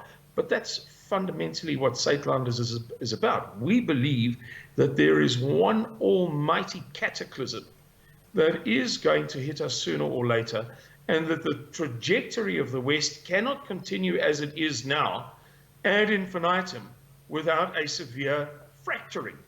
And if you guys are affected in some way, then you're going to desperately want some plan to band together in a group of 100 families and defend one another at any cost. Well, there's been talk of doing that. There are a few clubs and societies, but it's still in the early infancy. One thing that I think we should touch on is that last Friday, Robert Mugabe, the dictator of Zimbabwe, which used to be Southern Rhodesia, died at the age of 95, not in Zimbabwe, in Singapore, we should say. Yes. And there was a lot of celebration here in Australia. I noticed from just people in my circle, there some of the media tried to gloss over his genocide and displacement of the people there, but there was quite a lot of realism there, and our Public Broadcasting Corporation, the ABC, they actually did quite an accurate one where that Robert Mugabe actually murdered more blacks than under white rule. Yeah, for sure. The North Korean trained 5th Brigade killed something like 30,000 people. Estimates vary, but 30,000 is a nice, middle of the road number. And there was no war. There was no counter conflict. So when I say that the 5th Brigade murdered, it is a matter of record that they walked up to people and shot them in the brain, just as simple as that. Murdered. It wasn't a war. There was no battle. It wasn't about each side having guns and doing their best and the one blaming the other. It was murder, pure and simple. And that is a fact of history, which is, as you rightly say, Tim, that has been conveniently glossed over by the BBC and others. Yeah, we never got taught any of this. Like even what you're telling me now. Like I've studied history like at university, and I've unlearnt everything I learnt at university. I've never heard that. This is why I often refer to the red pill rage. Like I hear something like that, and I'm like, why have I never been told that? Something that I've also there was a report just a couple of weeks ago talking about the new government. Well, like the government in Rhodesia now. Since Mugabe's gone, and they're still torturing people. They're still brutalizing political prisoners. Oh yeah. There's a famous phenomenon in Zimbabwe, and this, by the way, is the gospel truth. I've been there many times. I mean, I know many other people who will tell you this story or similar stories. In South Africa, if you have a ute, and let's say you go shopping, and you put all your groceries on the back of the ute, and then you go to another shop, the chances of them being stolen are very, very, very high. If you go to Zimbabwe and you do the same, the chances of your groceries being stolen off the back of your ute are nil. Absolutely zero. Because people are too terrified to go to jail in Zimbabwe. And it's a very well-known thing. Firstly, your relatives have to provide your food. For starters, they don't feed you, right? Jeez. Secondly, 60 people to a small room, taking turns standing and sitting and lying down in rotation because the room is too small. It's not a bundle of fun. Never mind the sanitary conditions, because they don't provide toilet paper. Not maybe, not could be, not possibly, not perhaps. They don't provide toilet paper. So 60 guys in one cell sharing the same toilet without toilet paper, it's a bit touch and go. But, when you can't even sleep at the same time, or all stand at the same time, or all sit at the same time, and you pray to God that your relatives have got enough money to bring you food, the crime in Zimbabwe is almost unheard of, because the consequences of being caught far outweigh the whatever chance you may believe that you have of getting away with it. We have got a super chat that's just come through from Maddie's Modern Life, $3 US. Thank you, Maddie, for paying it forward. Save the Boar. Who was it that subverted the country? Oh, that's right. It was the tribe. Is Simon Roche J-woke yet? Don't let them into the West. Kate, mate, just don't do it. Maddie's he's one of our contributors to the show every few weeks. So do you want to respond to that? I'd prefer not to. We prefer not to get into the JQ. Our situation is so tenuous. We are so embattled. We are such a tiny minority that it's a moot question for us. Occasionally, our founder and leader, Mr. Gustav Müller, and I will sit and chat, and we'll talk about this and about that, and we'll debate things and what have you, but we don't even permit ourselves to become fascinated by the JQ. It's like saying, I've got 10 wives, for argument's sake. I'm the emperor of Persia, and I've got a whole harem, and I've got problems with 9 wives, so I'm going to go find a way to open a dispute with the 10th, because I just don't have enough damn grey hairs. For us, it's moot. Maybe the Jews are behind it. Maybe the Jews are not behind it. Who cares? We've got little girls being raped on farms. Yeah, that's a good point, and it puts it all in perspective. Another question which you might be able to answer is the Afrikaner resistance movement, the AWB, still active in South Africa? Are you familiar with that? Yes, the AWB is, I don't really want to say too much about them, purely and simply because they're I don't mean this in a negative way, but like rugby teams or cricket teams can be rivals, so too they are a rival of a sort of ours. And it's not nice when rivals have too much of an opinion on one another. And they don't disparage us, and they don't slander us, and they don't talk too much about us, and we mind our business, they mind theirs. So I will limit myself to saying this, that the AWB was so successfully demonized, it was so heavily infiltrated, that it was destroyed from the inside out. It still exists. They still have a few thousand members. They still hold true to the principles and policies of the past, but the government and its agencies did a very good job of eviscerating them, unfortunately. Lessons for us. And we've got one more question. Whites, this is from Master Forster. Whites globally have a lot to learn from South Africa.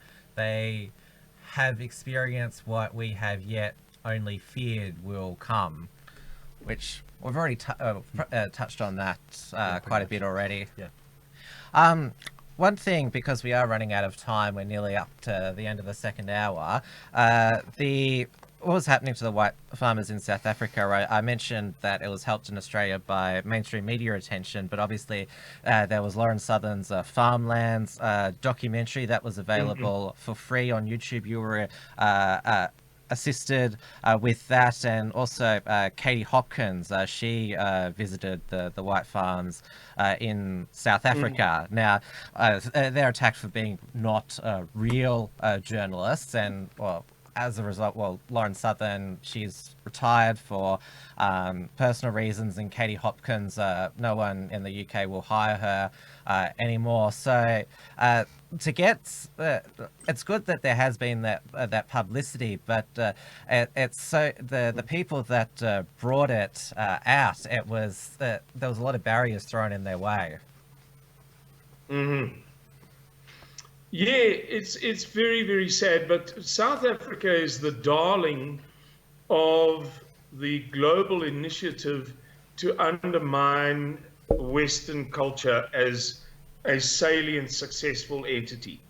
It is clear that much of what has poisoned Western society over, you can name a period, 1913, the Federal Reserve Act.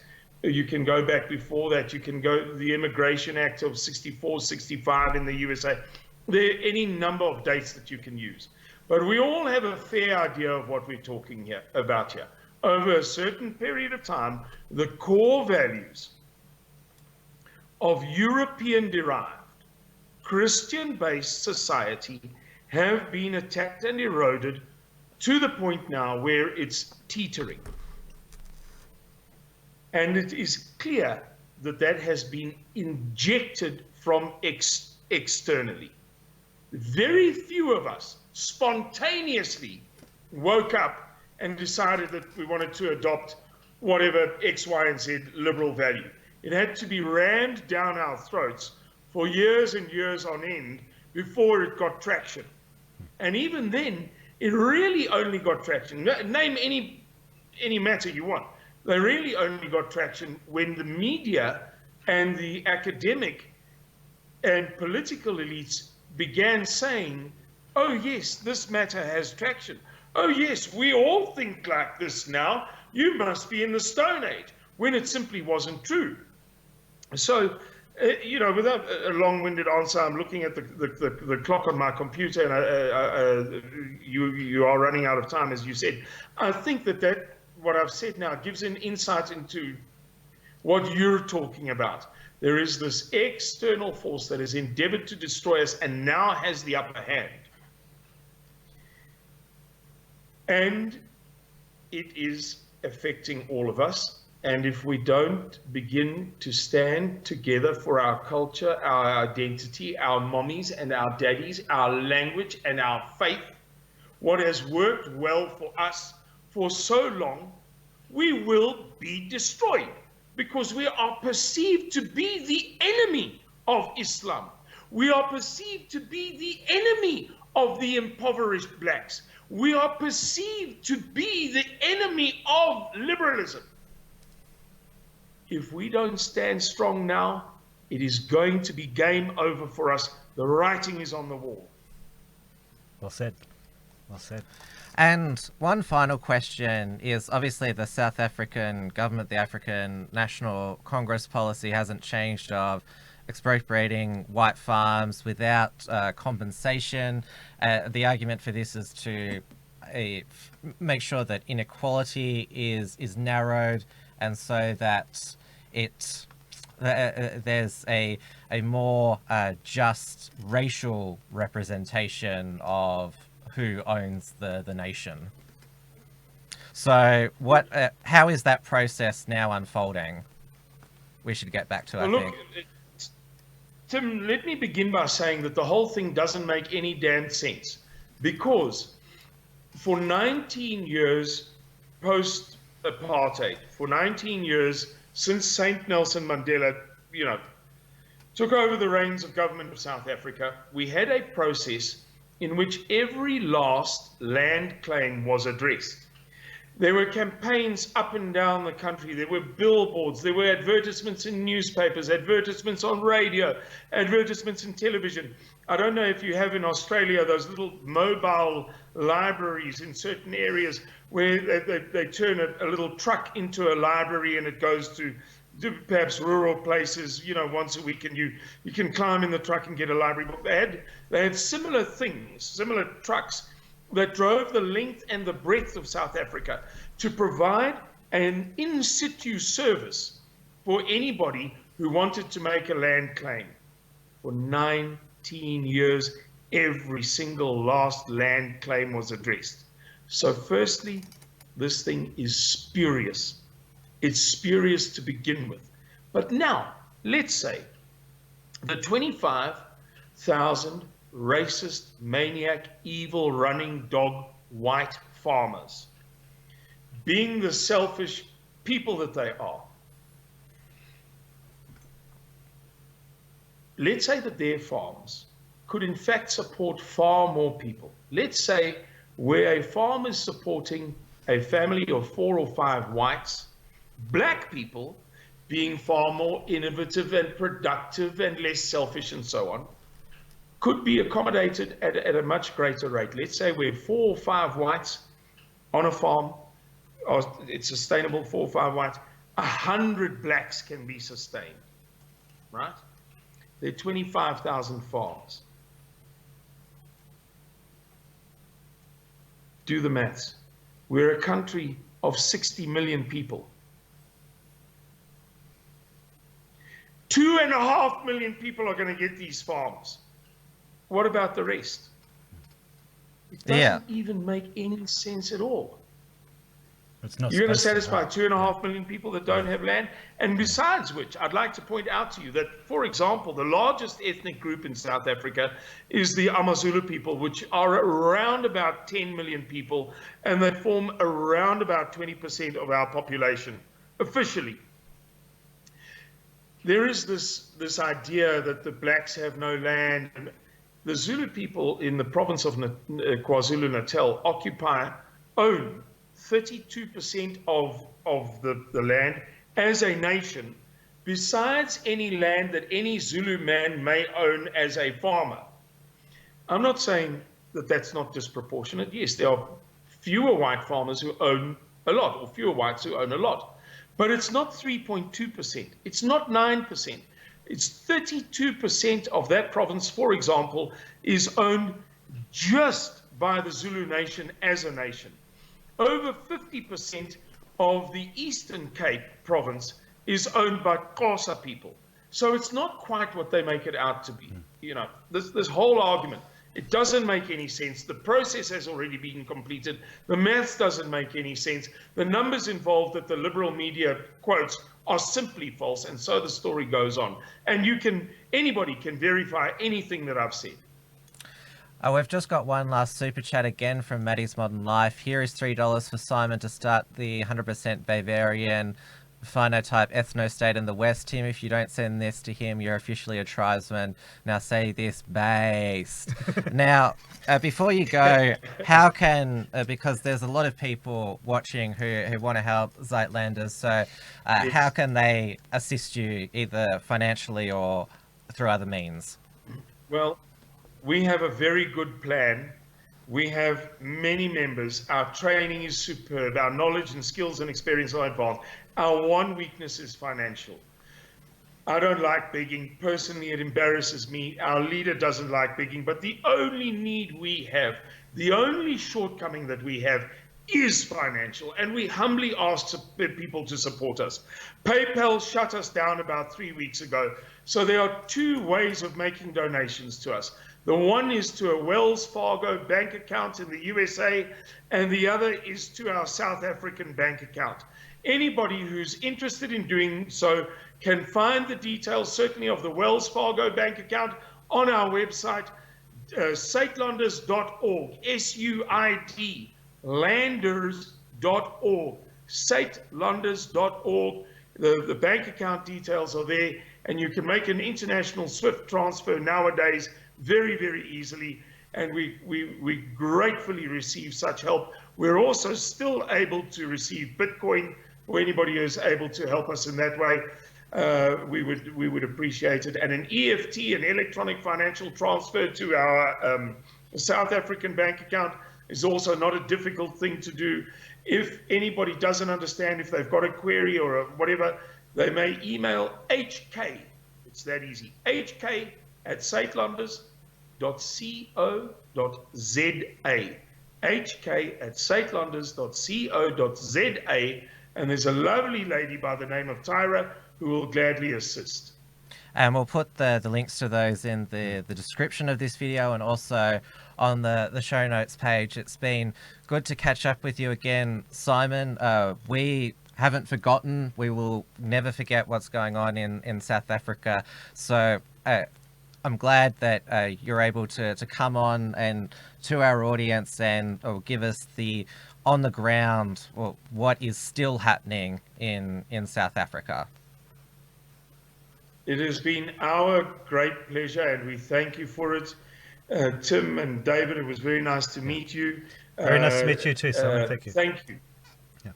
Thank you. Thank you for allowing our voice to be heard and permitting us to circumvent the treachery of the mainstream media. May you guys go from strength to strength as you tell the truth and you garner greater and greater and greater support, robbing it from the media barons in Australia and elsewhere. Well, that's why we're here. Take care, Simon. Thank you. Bye-bye. Thank you. All right, we'll have a bit of a debrief now. Yeah, right. Do Do we have more questions from the audience? Oh, I meant like a debrief with us, because I've interviewed Simon before, and he's like Pretty I said, passionate. he's on the ground. He's passionate because his people are dying there. They're living in danger. Of course, you get worked up because you have a bunch of genocide deniers in the West. Yeah, he's got a lot of charisma, which is good to see. We need people like him. Well, I'd say it's just passion, because it's either he gets the message out, or that's the end of him and his people. Yeah. What the West needs are leaders. What our movement needs are leaders. Yeah. And we all have a role to play. It's something I've noticed. Like, if you look at all the different skills of all the people involved, say with the Unshackled and with XYZ, we all have our own specialities. We have our own personality traits. We all have a job to fill, and one of the most crucial roles in all of that is the role of leadership. It's a shame the last few years, the guys who led the protests at the Bendigo Mosque, are potential leaders of an Australian nationalist organisation. But we've seen how the Australian government and the Australian law system has basically done everything they can to just wear them down. But,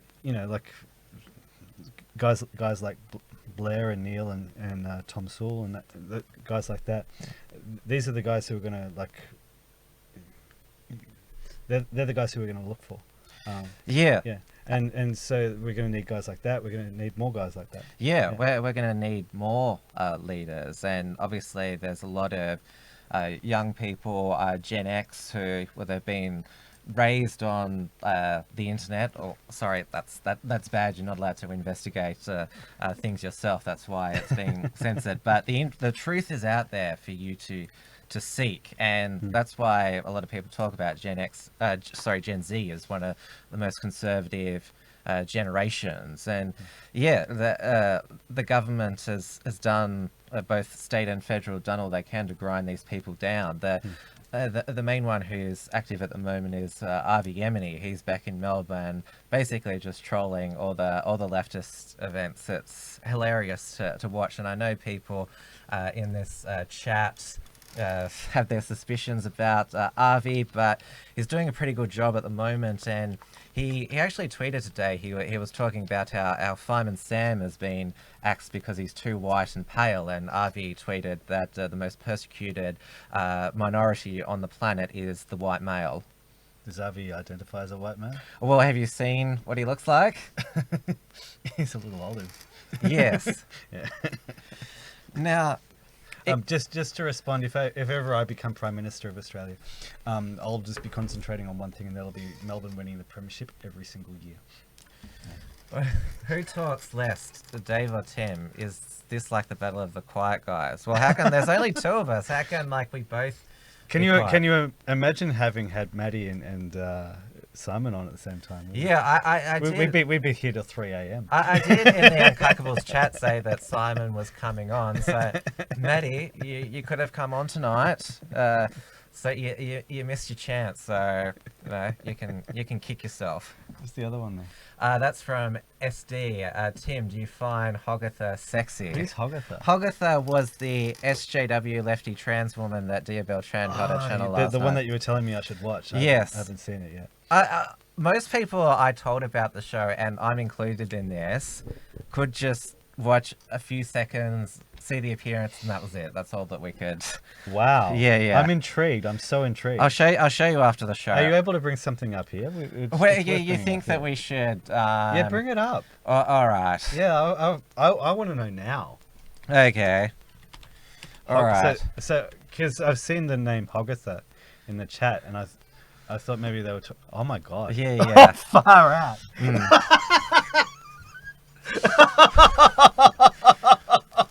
I've got. That exists. Now, hopefully this works because we haven't. How is Dia keeping a straight face?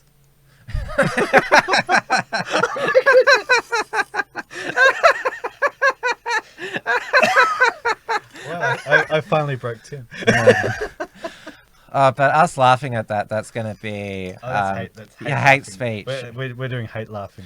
I was at the chats. Yeah. So everyone's because the chat was laughing. That's an amazing. update on Fiona Patton's end vilification bill in the Victorian Parliament. Talking about it's horse. gone to a committee now in the lower house, which basically means it'll be dominated by Daniel Andrews as MPs. So they're basically going to introduce their own version of some form of the bill, but it's being delayed because Daniel Andrews doesn't know that how the Federal Religious Discrimination Act will interact with it. So he wants to see how he can make the hate speech laws consistent with the federal blasphemy Can you law. stop that? Can you take that video? Oh, okay, yeah. I took it away for our audience. I could still see it. So the ABC was talking about this because, like, you've just summed up what's actually going on. So the federal government is trying to provide some kind of protection for free speech for Christians to basically opt out of mandatory homosexuality, basically. Oh, well, it's just going to protect, I think, the private expression of religious beliefs outside of work. That's all it's going to do. I'm just exaggerating a little bit, like my headlines, and meanwhile, the Victorian State Labor government is going completely the other way and trying to ramp up hate speech legislation, and basically trying to just ramp up their level of totalitarianism. So the ABC, as usual, I listen to ABC radio for cannon fodder. They were talking about this, and they were saying, "Oh yes, it's quite an interesting situation where you've got they're talking about the same issue, but from different perspectives or slightly different, going in slightly different ways." It's like, no, you've got basically a battle for free speech against totalitarianism going on. Yeah. The other really important thing in here.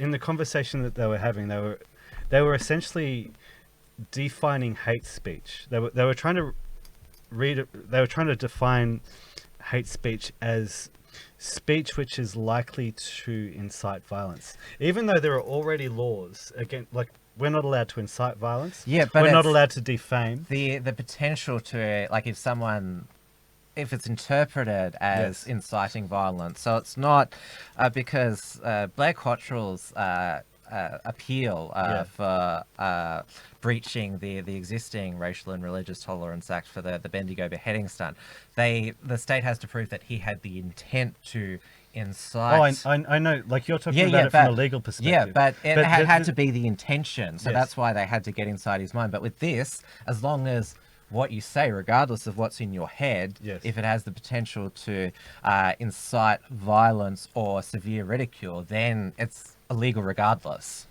which is that much more scary. Because yes. Well, that's the thing, that they're like, because we already have rules about inciting violence, but they're basically trying to say, if you say a political opinion which we don't like, you're basically inciting terrorism. If you don't want as many immigrants to Australia, somebody listening could get angry, and because Christchurch, you're inciting violence. That's basically the way they're redefining speech here. Like, if it passes, like, get out of Victoria. Like, Bernie Finn, the Liberal MLC, he made a good speech in the Parliament today, saying, like, 2 weeks ago when I was speaking out the gender birth certificate amendment, I stated there are only two genders. If this law passes, if I say that outside of Parliament there are only two genders, will I fall ill of this new law? Yeah, good on him. Yeah. That's the way we're headed. There was like, to go into the conversation that was, like, on the ABC, it's like they were deliberately blurring the lines, because one of the guests, somebody called in and said, "Hey, like, I think people should be allowed to say what they think, and people should just grow a thicker skin."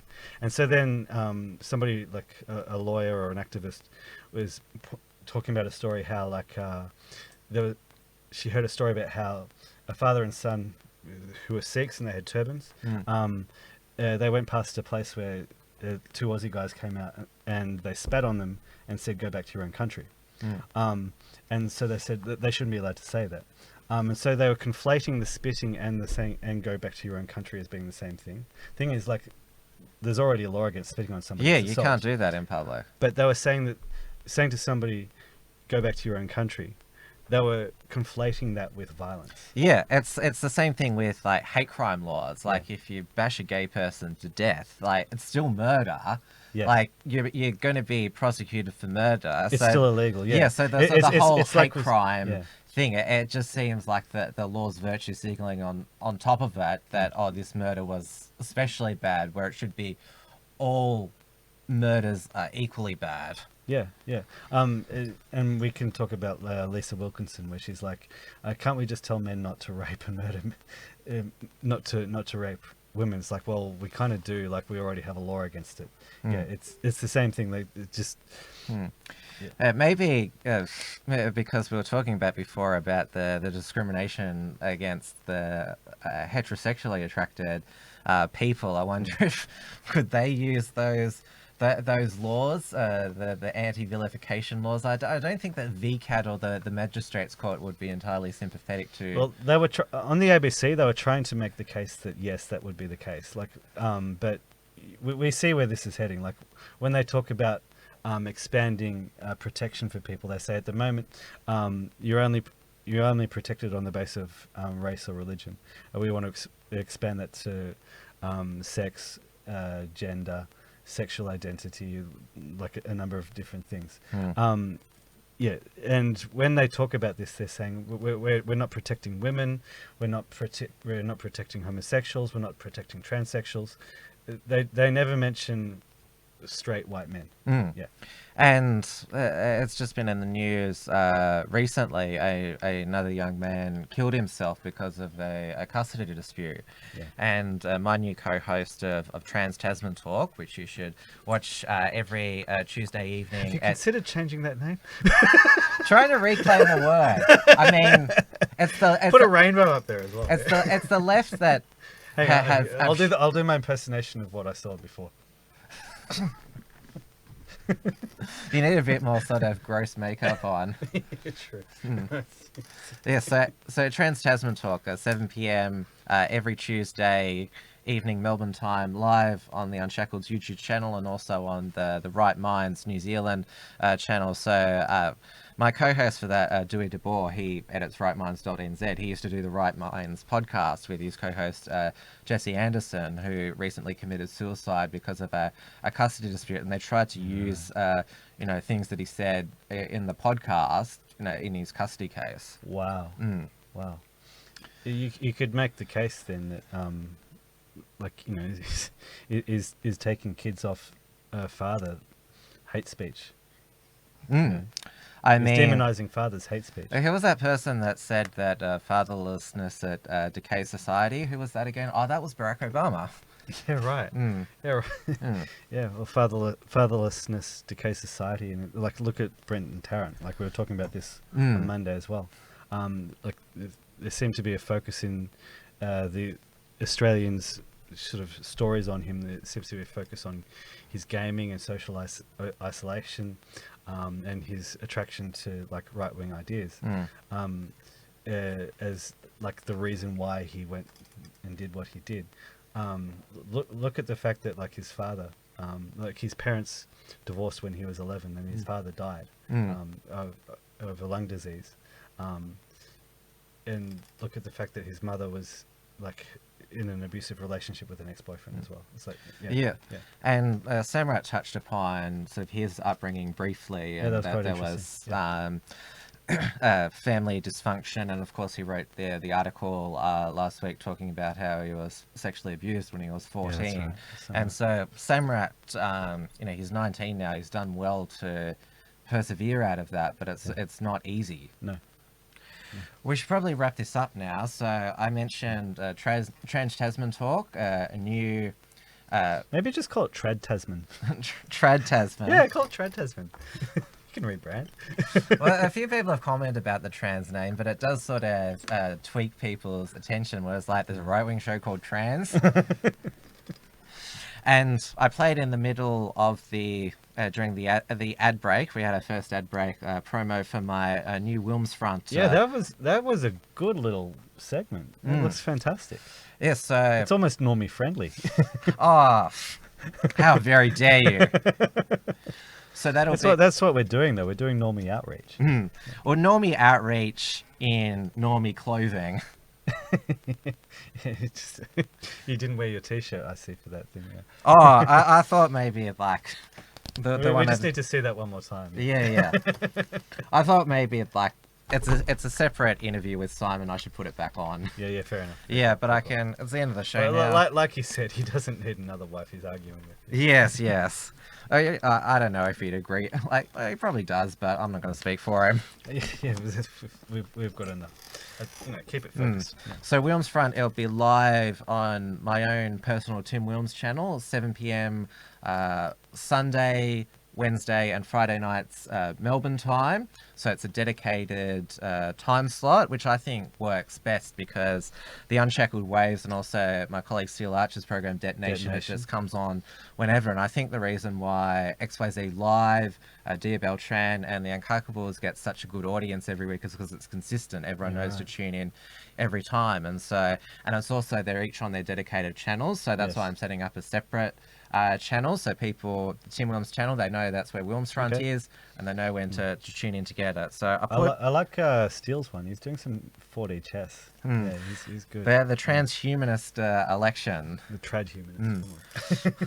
So I've put it in the chat, a link to my channel. I'll put it in the description. Make sure you subscribe, so when I go live on Sunday evening, you know that I'm going live. Oh, wow. You're up against the big boys going on at that time. That's huge. Oh, who? Chris Kenny? Well, yeah, like Sunday evening, it's the big television night. Just like Maddie and I on Monday nights, 9:15 on Maddie Rose Live, we go up against Q&A. So you're going up against prime, like Sunday night, that's the big night. Or 60 Minutes night. Sunday night. Yeah. Crappy reality shows. Yeah, that's it. Watch Tim. It'll be much better than The Block. I can guarantee you that. So it's all coming together nicely. The alt media schedule. Yeah, basically, you have no reason anymore to watch normie television. No. Yeah. And there's also Carnage House Productions. They have their podcasts they try to release it every Monday morning. The Wrap.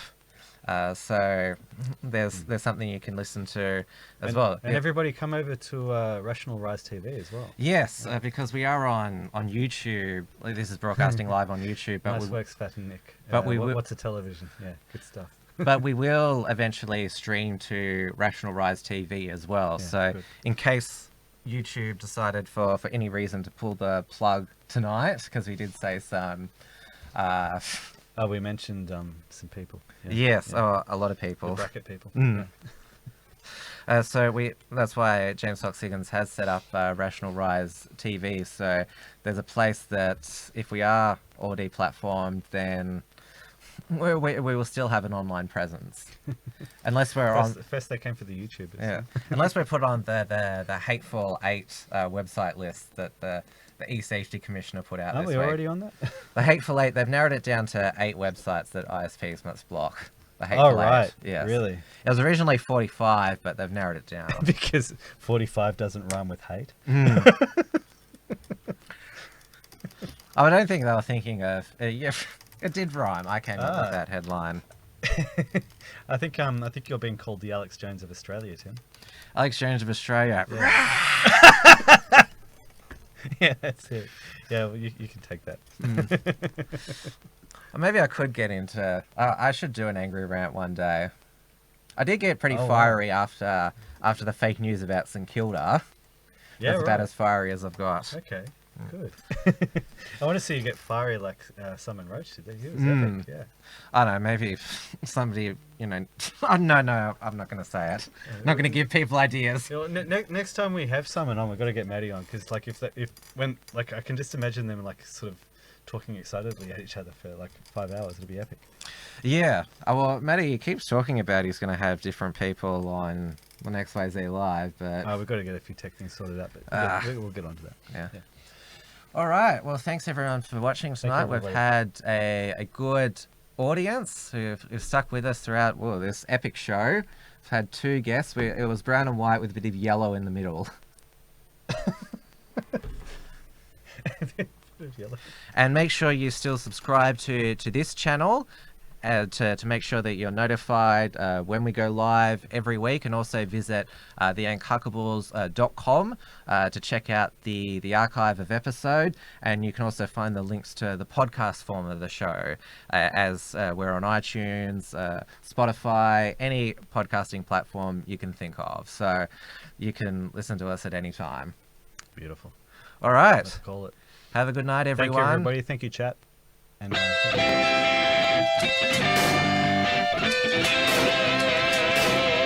Uncuckables.